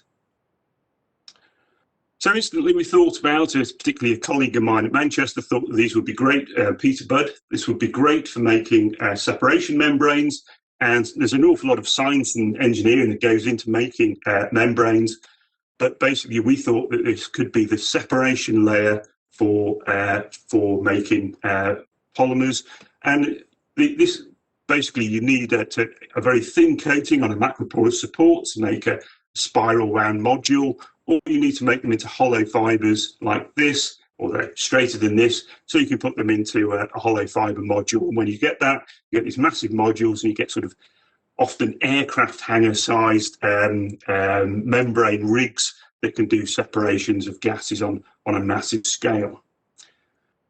And the reason why membranes are so interesting for energy is that something like 15% of all energy on the planet is used for separations of one type of molecule from another. So this could be gas separations, which I'll be talking about, but it could be also water purification, organic nanofiltration is becoming very important in the pharmaceutical industry now, and batteries, of course. And I'll talk a lot about gas separations, and I'll also talk a little bit about our battery work and also other people's work on batteries using these pins. So this is kind of how a battery, how a membrane works. You get particularly well that. There we go. You get a size selection of the molecule. So in this case, we've separated. This is a very important separation.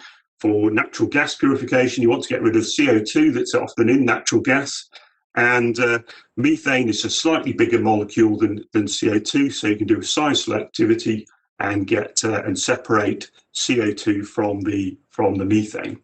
And the two important parameters that you have in a membrane, particularly a polymer membrane, is permeability, how much stuff get through, could be permeance or flux, and also selectivity, which is how selective your membrane is for one gas or over another gas, for example. And these are the two important parameters. But as we say in English anyway, you cannot have your cake and eat it. There's a trade-off for polymers where you really can't get both high permeability and selectivity. In Italian, this is a much more colourful phrase, I think, and I really like this phrase a lot. You cannot have a full bottle and a drunk wife. So if we look at the trade-off here, you have wife intoxication on one axis and quantity of wine in a bottle on the other. And this would be breaking the trade-off in this particular case. But for membranes, what we're after is high selectivity and high permeability, but you don't get polymers with both. And what's this, the trade-off that we're really trying to break. So you want highly selective and highly permeable polymers. So for all sorts of different gas separations, and these are probably the major ones, so we've got oxygen, nitrogen, so oxygen enrichment of air or nitrogen enrichment of air, hydrogen from nitrogen, and that's relevant to the ammonia production. So getting the hydrogen back from the ammonia production. Carbon dioxide and nitrogen, that's important for post-combustion carbon capture from power plants. The one I've talked about already, this is CO2 methane, that's important for natural gas upgrading. And then hydrogen CO2 would be important for pre-combustion carbon capture. And as you see, for each of these, you can get a trade-off, and this is what's called the upper bound. This is quantified by somebody called Robeson, and this is his upper bounds. And you can see that is the best case scenario are these upper bounds, and the gradient of each of his upper bounds is related to the difference in the kinetic diameter of the gases. So, for example, if you're trying to separate hydrogen from methane, then this is a relatively easy separation because there's quite a big difference in the gases, so you get high selectivity. Whereas if you're trying to separate oxygen from nitrogen, this is actually quite difficult because the kinetic diameters are quite similar. So you get a much more shallower Robeson plot, and that's going to be one of the targets that I'm going to be looking at, oxygen, nitrogen. Now, how to beat the upper bound for polymers? This is known theoretically. Benny Freeman, who's a guru in membranes, and back in 1999, told us that if you can simultaneously increase chain stiffness and interchain separation of the polymers, this can be used to improve the separation performance and get us above the upper bound. So let's look at one of those individually. If we increase the interchain separation of the polymers, what we're going to get is a lot more free volume, so we get much more permeability. But what will happen then is we will lose selectivity and sort of slide down the upper bound. That's not particularly interesting. There are polymers that are highly permeable, such as PTMSP down here, which are very permeable but very, very non-selective. Much more interesting is increasing chain stiffness. And when you do that, you reduce the thermal motions in your polymers, so you enhance the diffusivity selectivity of your polymers, and that gives you this is likely to give you a much higher selectivity for oxygen over nitrogen in this case. And if you can do both, increase chain stiffness and interchain separation, you're going to get to a very interesting part of the Robeson plot where you have high permeability and high selectivity. So that's what we're out to do. And this is just to show you the interesting part of the upper back of the Robeson plot, which is the high permeability part, which we're interested in for our PIMs. So just going to expand this part. I take a great interest in the Robeson plot. I'm a bit of a nerd when it comes to the Robeson plot. So I've plotted all of the data points up to 1991 and beyond for high permeability polymers, and this is the initial data point for PIM1 that was obtained back in 2005.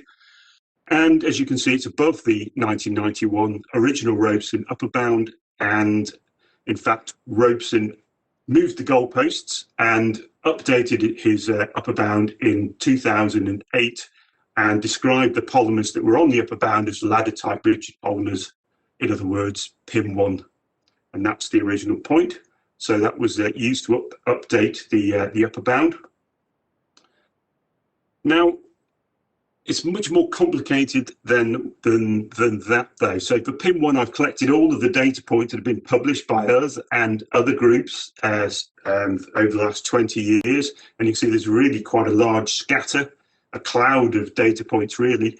And all of these are different, are based upon the history of the film that's been measured and the techniques that have been used to measure the permeability of the polymer and the selectivity of the polymer. But overall, if you start with a methanol-treated film, you have high free volume, and then over time this is lost. And in 4 years for a thick film, you lose a lot of the permeability, but you gain a lot of selectivity. So this is getting towards the selectivity of a conventional oxygen-nitrogen separation membrane over 4 years. Why this is relevant is because in real membranes, you're dealing with a very, very small, very thin selective layer, which is usually about a micron or less. And micron films age very rapidly. So this is a hollow fiber that was made from PIM1 by a group at Georgia Tech, Ryan Lively's group. And they made something like 15 kilograms of PIM1 to make all of these hollow fibers, so they could make sort of modules of hollow fibers. And when they did this, they found that the selectivity of this very thin layer on the outside of the hollow fiber gives you this sort of data point. So in effect, this long aging of the thick film represents what would happen in a real module over a short time, just a matter of a couple of weeks. So that's why we age our films, to get a better representation of what they would act like as membranes. So we did lots of different, we are organic synthetic chemists, polymer chemists, and we've made lots of different variations and modifications of PIMs over the years, but really they all fell in pretty much the same data cloud as PIM1. Nothing really particularly spectacular. So we really started looking at things that increase the rigidity of the polymer. So using highly rigid structural units, and we can actually use molecular modeling to work this out. So this is the original spirobisindane center, and that actually is the most flexible part of our polymer. So if we graft benzene rings onto it, for example, to make a spirobifluorine, we reduce the flexibility around the spiro unit. Or we can use these bridged bicyclic units such as tryptosine, ethanoanthracene, or Truger's base, and we can get much more rigid structural units to make our PIMs from. One of the most interesting ones is this Truger's base, because we can actually use the chemistry of making Truger's base as our polymerization reaction. So this is Truger's base. It's a very old chemistry, 1887. And it's actually got that wrong, Truger's, the actual structure, but the structure was elucidated in 1937, and this is the crystal structure of Truger's base. And you see it's got a nice kint structure, which is what we need for getting away from linearity in our polymers in order to give our intrinsic microporosity. But what's nice about Truger's base is that it's a highly efficient reaction. You can get up to 96% isolated yields, and therefore it's compatible with step growth polymerization. So we just take a rigid monomer with amine units on, such as this ethanoanthracene, and then carry out the polymerization in dimethoxymethane with an acid. And we just stir it until it becomes very, very viscous, pour it into water, and then we can cast it into a film. And this is probably one of the most rigid polymers made to date. because it's made only of rigid benzene units and these Truger's units and these ethanoanthracenes, these bridged bicyclic units. So the whole chain is extremely rigid, but it's also extremely contorted. And so it's very soluble and very processable into films for studiers for their gas permeability. So let me just show you.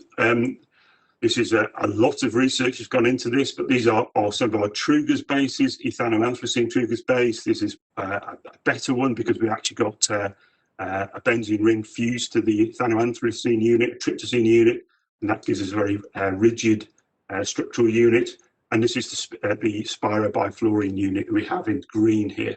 So all these green and red data points are well above the 2008 upper bound, and in fact, we're not the only group working on this. There's a group out in Kaus, led by Ingo Pinau, and he also had this idea of using the tryptosines for making PIMs, and he's got put his data points on this Robson plot as well. And Ingo actually proposed that we update the Robson upper bound in 2015, and proposed that we now have this new upper bound based upon these highly rigid bridged bicyclic structural units and these highly rigid linking units. Now, that's not the end of the story, because in actual fact, the data point he used was only aged over 100 days, and this tryptosine Truger's base polymer we've now aged for 5 years, and we've got remarkable selectivities from this film. We've got oxygen selectivity over nitrogen of 8, and for something like 700 or 800 bara, that's more selective than the polymers they're using in industry at the moment, and yet it's something like 2 orders of magnitude more permeable than those polymers. So just to show you, this is just a brief summary of how we've gone from pre-PIM days, which is using something like PTMSP, which would have a selectivity of only around 2, up to something that now has a selectivity of around 8 for oxygen over nitrogen. Now, one of the most frustrating parts for a long time was that we really couldn't get the permeability of our PIMs up to the level of PTMSP, which is up to about 10,000 baras for oxygen, and so we're a bit disappointed we couldn't do that. What we decided to do is to try and make 2-dimensional PIMs using this tryptosine unit, and you can see here this is contorted only in 2 dimensions, whereas a standard PIM is contorted in all 3 dimensions. The molecular modelling done by our collaborators showed that we got fractional free volume of around 25% for this 2-dimensional polymer, and we've only got around 20% for this. Now, it doesn't seem like a big difference, but it makes a big difference to the permeability. So these are now our permeability data points for this 2-dimensional polymer, and we're getting now permeabilities up to around 10,000 bara, similar to those of PTMSP, and it ages over a year up to the 2015 upper bound for oxygen and nitrogen. So very nice. We've now also looked at a whole range of these 2-dimensional polymers, and we're getting much higher selectivities now. 2 minutes left. Sorry, Neil, 2 minutes. Okay, I'll just flick through these slides. We've now got Robson plot for the CO2 methane, and this is very similar to the new plot for CO2 nitrogen, which is the important gas separation for carbon capture from power stations. So these polymers look very promising for that. So I will flick through some of these. These are other applications. There's a commercial applications in sensors. 3M have used that for this. Some groups are using these these PIMs as binders for hydrogen storage materials. So if you have a very high surface area MOF, for example, you can bind them together and process them, but still maintain porosity in the whole system by using PIMs as the binder. We use, in collaboration with others, we've been using them for its coatings on electrodes for CO2 reduction to ethane and for CO2 reduction to carbon monoxide. Briefly, though, a couple of slides. I'm just going to show you their use as membranes for batteries and fuel cells. I won't show you how they're helping robots play piano, but this is somebody else's work. It's just gone out in Nature Material, but we'll leave the robot playing pianos for another time. So this is work for the Truger's base for fuel cells, where we've got very high hydroxide permeability, conductivity, which is useful for anion exchange fuel cells, which don't use expensive metals in their use. PIM membranes have been used to stop lithium dendrites forming in lithium batteries, so that they stop them from shorting out and causing fires. And this same idea came independently to 4 groups in the same year last year, so that's quite interesting. So basically, they've been used in lithium sulfide batteries and vanadium redox flow batteries, and Brett Helms is one of the first people to look at PIMs in batteries. Basically says that they stand to significantly enhance the field of electrochemical energy storage. The one that we're particularly interested in is redox flow batteries, where you want to have a barrier allowing small ions to pass through, but blocking the larger redox active molecules. So this would be a very large scale battery for storing surplus energy from renewables. And as you can see here, we've got from a PIM membrane, this is a modified PIM1 membrane. We've successfully blocked the crossover of this redox active molecule, but we do get very high conductivity for potassium ions. So this is makes a very nice redox flow battery, which is actually more stable than the fluoropolymer based polymers that are usually made. So just to conclude, the concept of PIMs allows the preparation of solution processable polymers with a very high free volume that act effectively as microporous materials. With extreme rigidity, we can enhance the molecular sieving properties for membranes, and we can get very high gas permeabilities and very high selectivities. And applications are rapidly emerging in batteries. If you want to see a recent review, there's one out in polymer just this year. But there's lots of publications coming out in this field now from us and other groups. And just want to point out, this is a collaboration with Italy, with Calabria down in the south, with Dr. Jan Jensen's group at ITM. And just want to show you the group. And lastly, thank you all for your attention. And also, if anybody has any ideas that they want to explore with PIM1, we'd be very happy to supply some materials to this consortium. Thank you very much. So thank you very much, Professor McKeon. We are open for questions. Yes. Can you hear me? I'm Sutsani. Yes, yes, please. Okay. So the question is, on one of the first slides, in the first part, there was quite a large hysteresis in the isotherm. And so is this meaning flexibility? And the second question is this swellability interesting for some separation or not? Okay, so yes, it is. It's effectively plasticization. It's we see if we introduce hydrogen bonding, for example, we lose that hysteresis. So this is pretty definitely swelling of caused by the nitrogen condensing in the pores. So that's where the hysteresis comes from. It's not particularly useful, in fact, for natural gas separation with CO2, methane. It's a real problem. Plasticization reduces the selectivity very badly for all glassy polymers. This is something that we're trying to get away from, and that's why we're trying to introduce sort of hydrogen bonding units in the pores to stop that swelling, so that we can maintain the selectivity.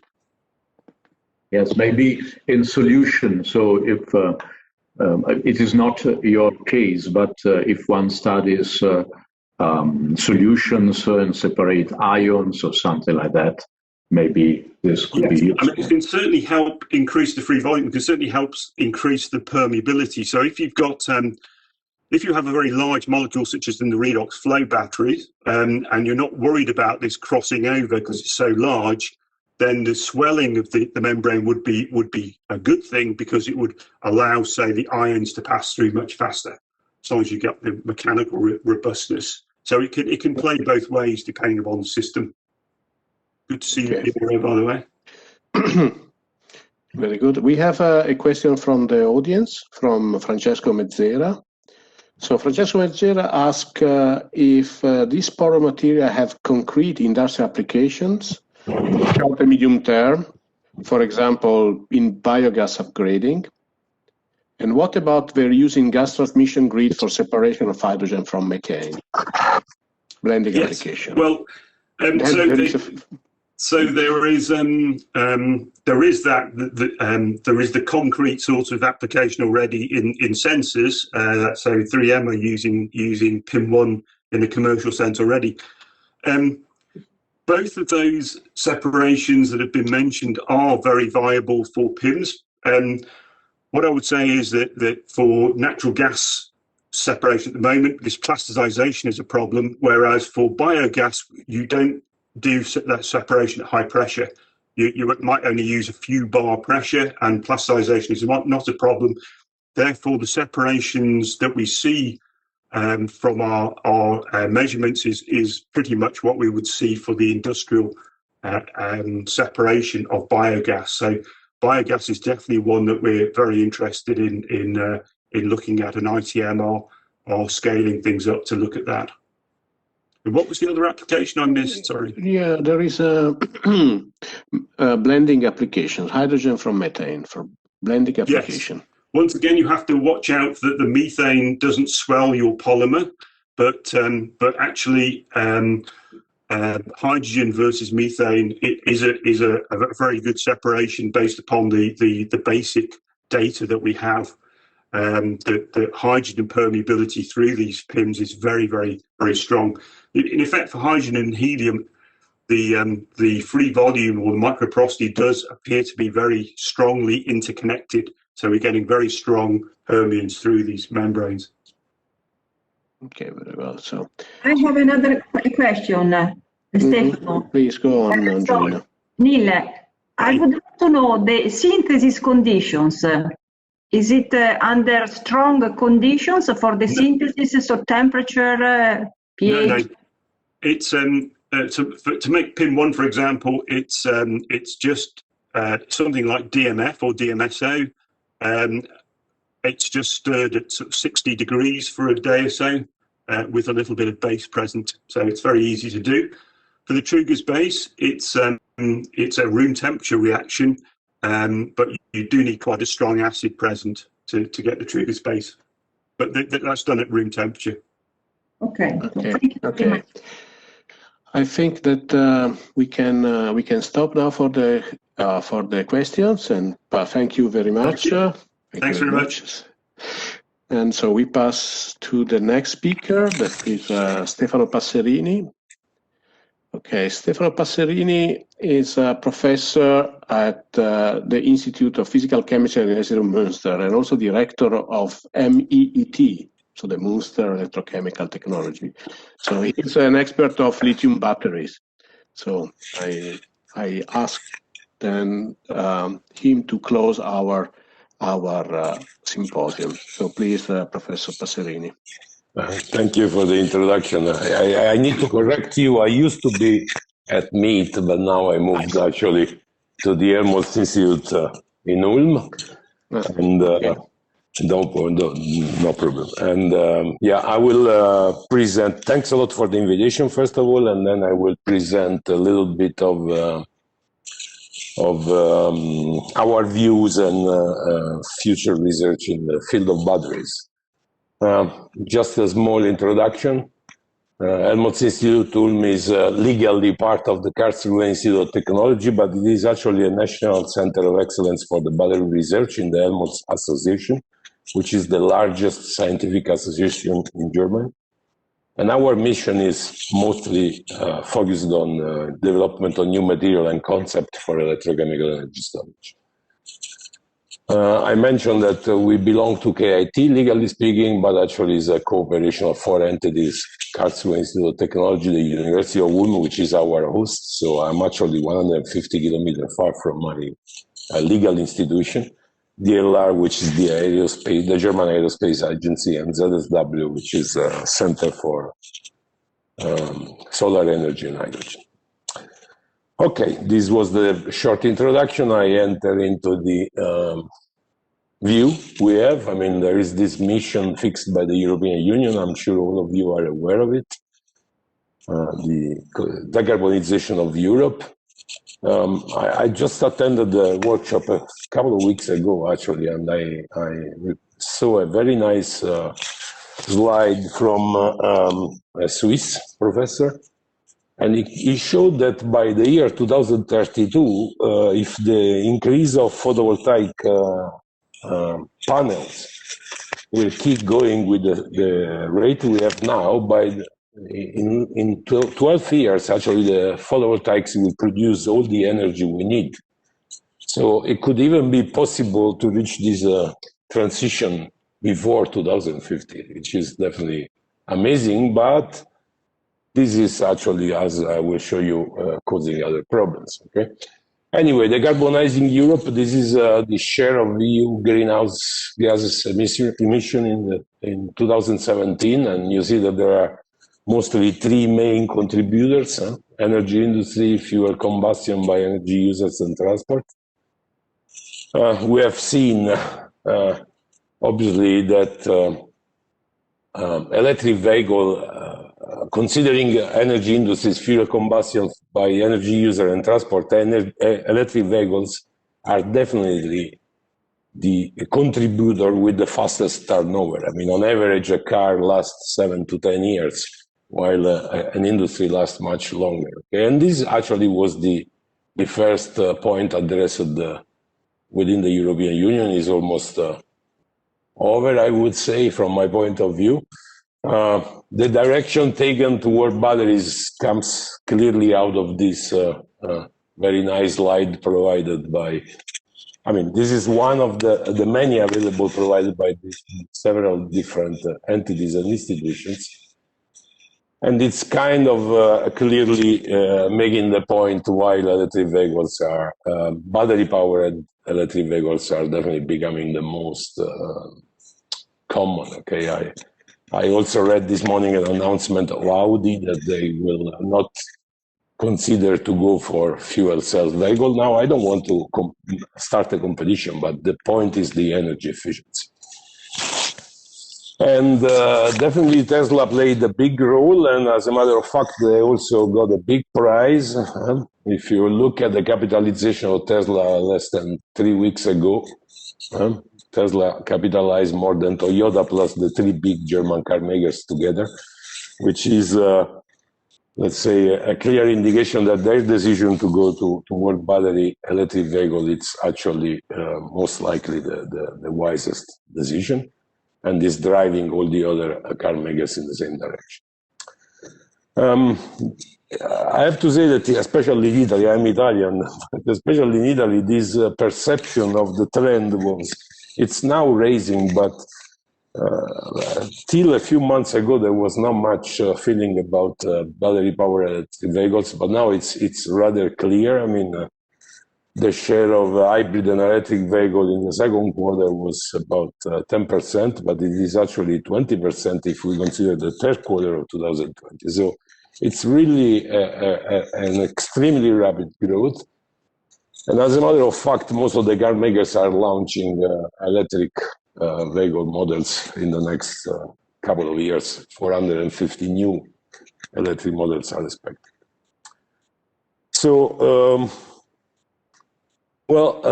last year I had the chance to organize one of the last meetings in person, and we even had the chance to have Stanley Whittingham giving his presentation and 10 minutes after getting awarded the Nobel Prize, which was really amazing.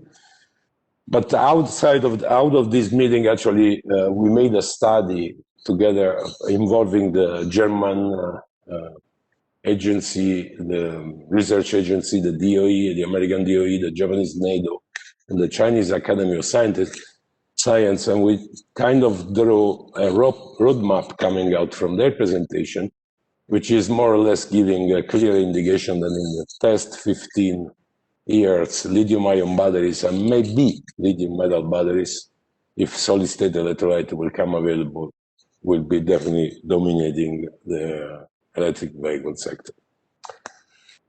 This is also obviously implying a huge increase of the battery production, okay? And especially in Europe, we need to increase quite substantially because we still have car production, and we cannot stand transferring batteries from the other side of the world to either Europe or also US. US is doing well, pretty well due to Tesla, but Europe is still need to grow. But this is also, this enormous growth expected for the battery, it is actually carrying some problems, right? So the EU vision for the future is that definitely to increase the circularity and recycling of batteries. So right now, I don't know if you are aware how they are produced. Toxic solvents are involved, some toxic and scarce metals are involved. Batteries are not designed for recycling right now. The best recycle process is burning everything and just extracting cobalt and nickel out of it. While in the future, there must be a strong improvement of all this design for recycle, labeling, aqueous binders, sustainable cathodes. These are definitely needed. This is our view on this. Okay. Another very important aspect that will develop very much in the future, in our view, is the direct lithium-ion battery recycling. So as I mentioned before, right now we are burning everything. Even if we separate the materials, and there are some recycling process considering it, still, for example, the metals are brought back to the metal oxide electrodes are brought back to the metal state, and then the electrode materials is produced again. But actually, this is going to be a subject in the future that we recycle the material as such, and maybe we improve them. So in the field of lithium batteries, lithium ion or lithium metal, what we foresee is that there must be development, for example, of electrolytes.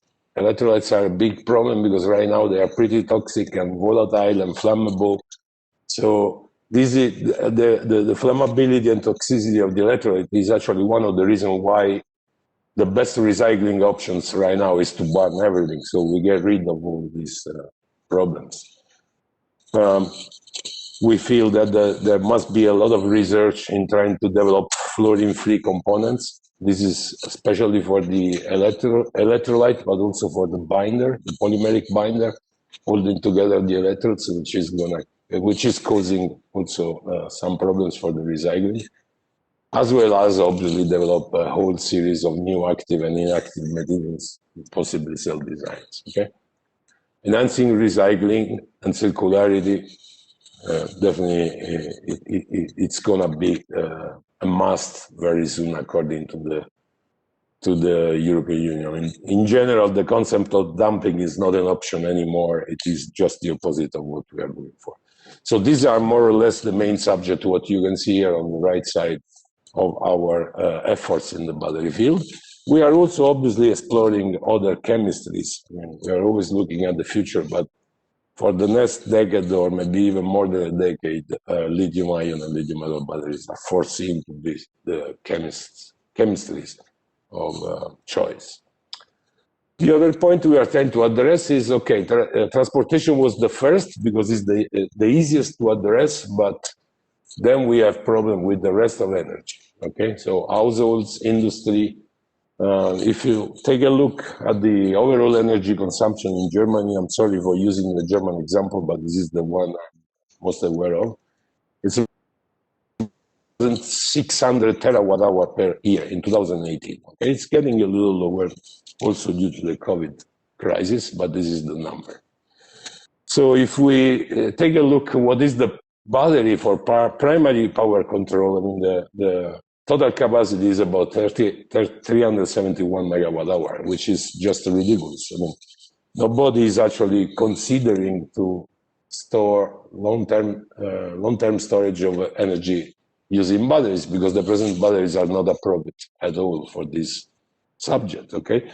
However, the seasonal annual storage is actually the big issue that we have to face in the future. But it is also obviously a big market opportunity. So far, Germany and also the European Union are definitely focusing on hydrogen, clean hydrogen, possibly. However, again, I don't want to start a fight. Hydrogen is definitely important, but after 50 years of the first proposal of John Boggess on hydrogen economy, most of you are young, so maybe you are not aware of this. Still, there is no complete solution. In a sense, lithium-ion batteries are much younger than the hydrogen batteries. So if we look at the problems still present, I mean, there are a few problems, and I would say that maybe the worst one, it is actually storage. I mean, storing hydrogen is definitely not easy issue to solve. It involves large volumes or high cost. And also there is a problem of no, it's not in the list here, but of social acceptance.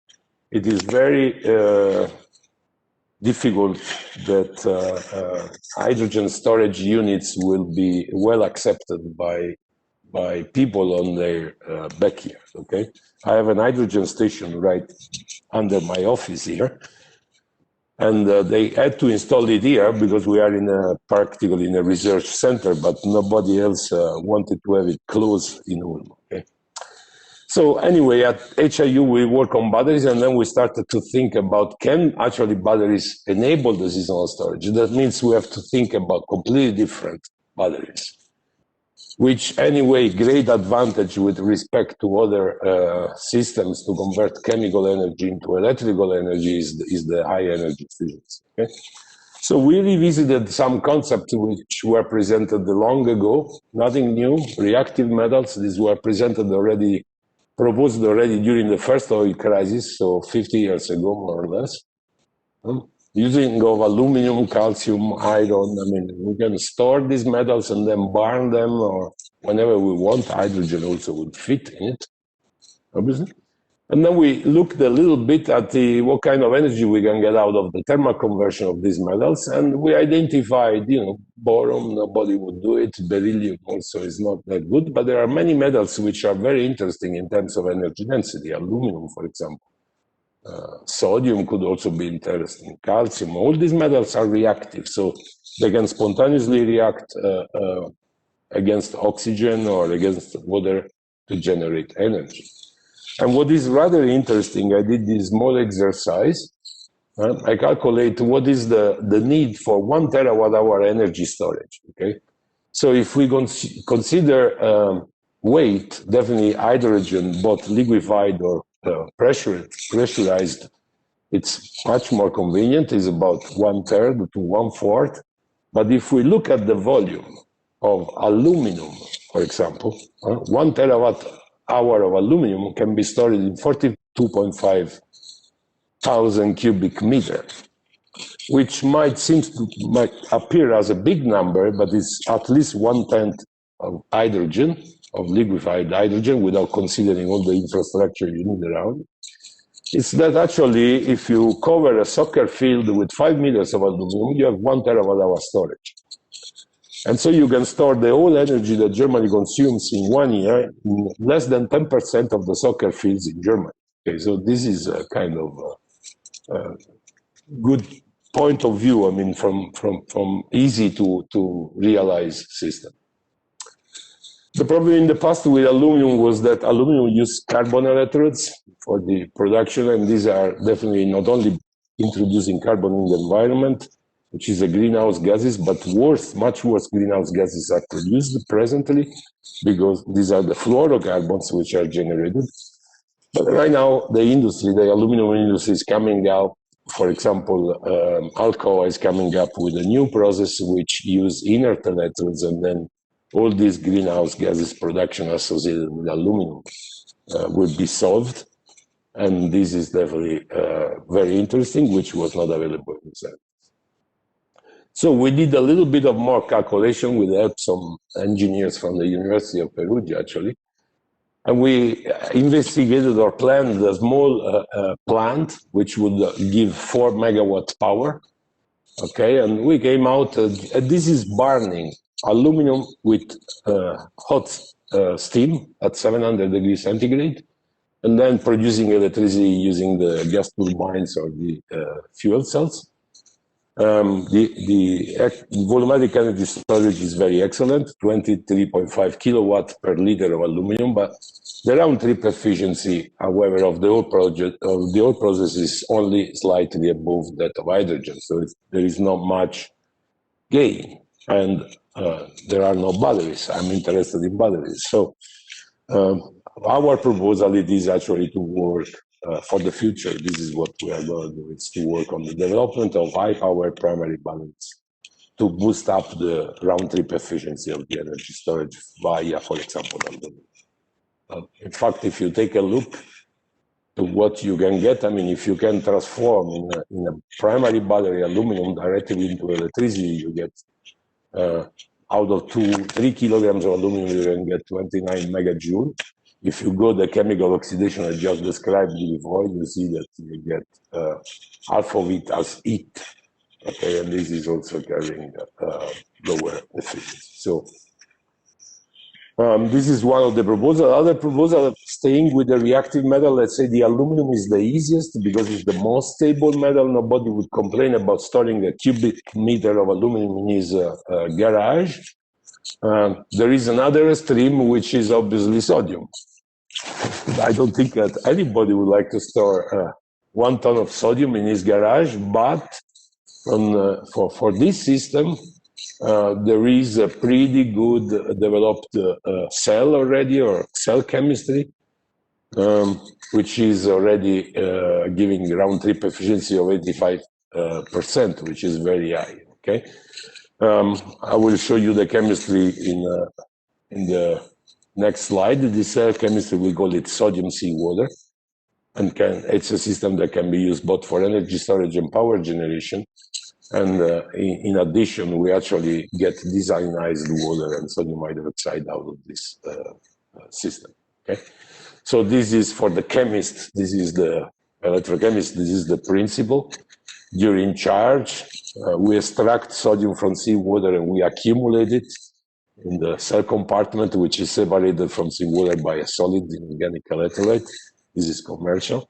And during discharge, obviously, you can reverse the reaction and then get energy. This is a pretty good system, for example, for wind turbines connected with wind turbines and wave harvesting. Okay. So we are still low TRL lab. This is our prototype. Okay, so a few cubic centimeter of seawater and coin cell simulating the whole system. And but I mean, we are already, let's say, at the TRL 2 to 3 level. These are the experimental results obtained. So we are actually demonstrating that the system works. We can, using a carrier, we can actually store sodium on the negative electrode side and generate actually chlorine at the positive electrode. And also water is fully desalinized. So this, especially in Southern Europe, this could be a big plus, because the amount of energy we need to store for a country is really huge, and the amount of desalinized water will also be huge. This is the opposite reaction. We demonstrate that we can achieve very high area capacity in these cells when we practically oxidize the sodium metal with oxygen from air, producing electricity and sodium hydroxide. And that's the full cell, so the cell that can store and deliver energy at the same time, working on the principle I just discussed before. Again, we have chlorine production during charge, which is definitely good material. So I went very fast because I noticed that we were late. I hope that you could all follow, but the concept actually is that as a battery scientist, we definitely need to investigate further the possible role of reactive metals for the decarbonization of Europe. And again, be very helpful for the sustainable transportation. You can consider, for example, the sodium-based system, but also the aluminum kind of innovative approaches for submarine transportation. Electrification of the marine transportation is actually coming, and you can consider that you don't need much more sodium in volume than oil to power a ship. Okay.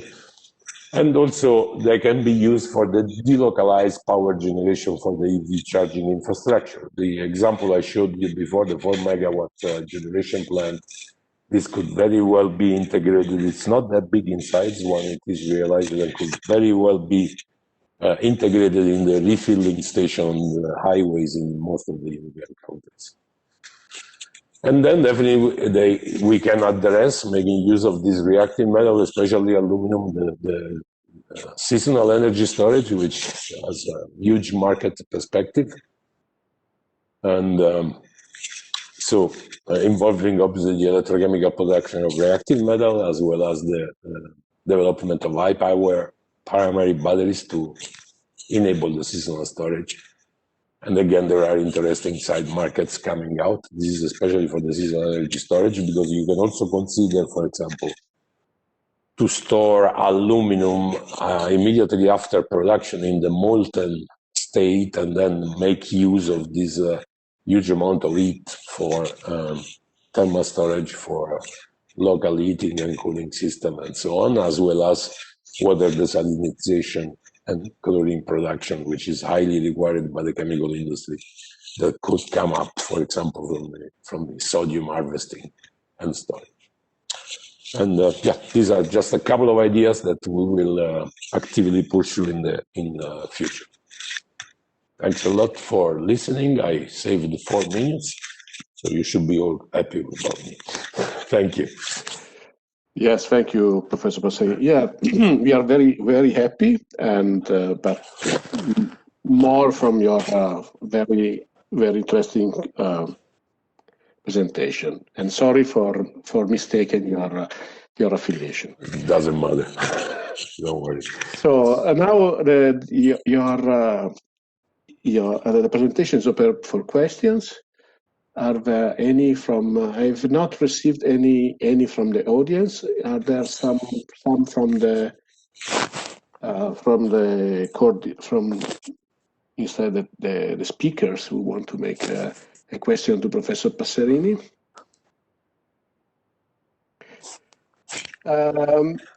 One question from me, because one thing that I am doing within this project is try to make hydrogen production by photocatalysis. So you are in your presentation say that it's not worth.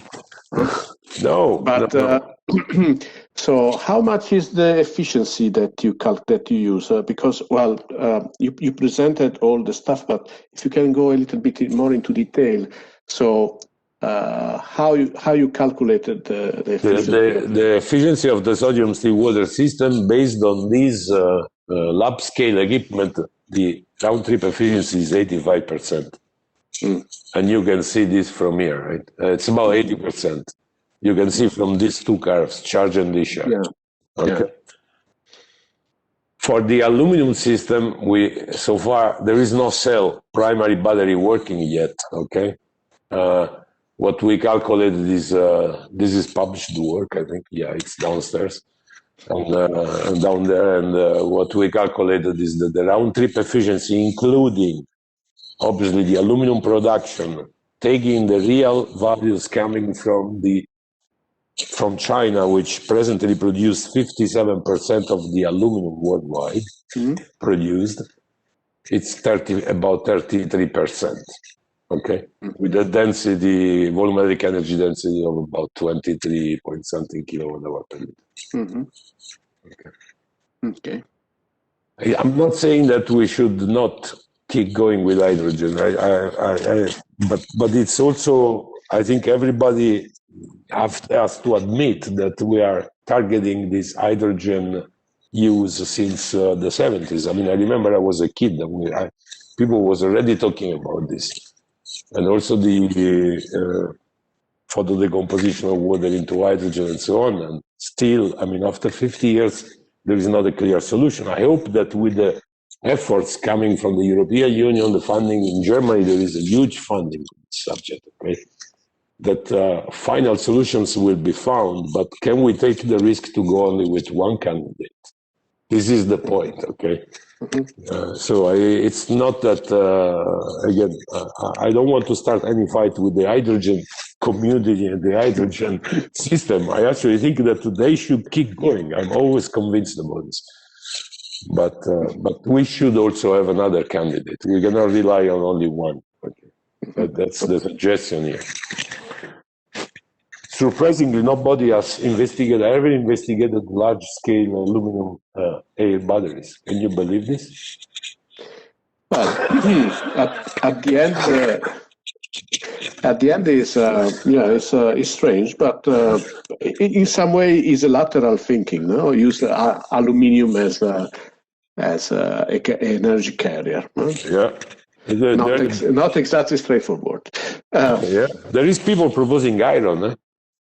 I saw in your presentation. The only advantage of aluminum is that with aluminum you can produce iron starting from iron oxide, and so you can even remove coke from the iron production. This is a simple thermitic reaction. You mix aluminum and iron oxide, and you ignite with a spark, and then the reaction takes place. And in a sense, it's and you can also produce ammonia using aluminum. There are chemical reactions.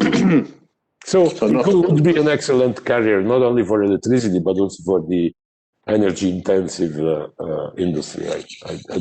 I assume that I didn't have time to present all this stuff. Okay, thank you. Any other questions? Okay, if not, okay, let me thank first Professor Passerini and then all the speakers for the nice presentation that you gave today. I now pass the leading. Sorry, I made it's late and I'm tired. So I asked to Professor Rabotto to make the final speech of this workshop. So thank you for all your presentation again. Okay, thanks. Thank you, Stefano. So some closing remarks, some very fast closing remark. I thank you all again for your participation. I think we have learned a lot, many things, many interesting things from the lectures that our speakers have delivered. And I hope that you find this presentation very inspiring as I did for your work. On behalf of the steering committee, I particularly wish to thank once again all the members of this very high-quality international advisory board for delivering such interesting research activities on photovoltaics, hydrogen batteries, some very, very important topics today. Finally, I would also like to thank Stefano Sanguinetti for chairing the session and in particular for the scientific coordination of the project, and also all the other members of the steering committee for contributing in particular to the organization of these workshops. So thank you. So what can I say? Buy ASAP a no CO2 emission vehicle, and you can choose either a battery or fuel cell hydrogen vehicle. I would say that if you live in Germany, I think there are more or less 100 refueling stations for hydrogen, so versus only one in Italy. So maybe you may like to also to consider a fuel cells electric vehicle. So stay healthy and safe. Have a nice weekend. Thank you again. Bye-bye.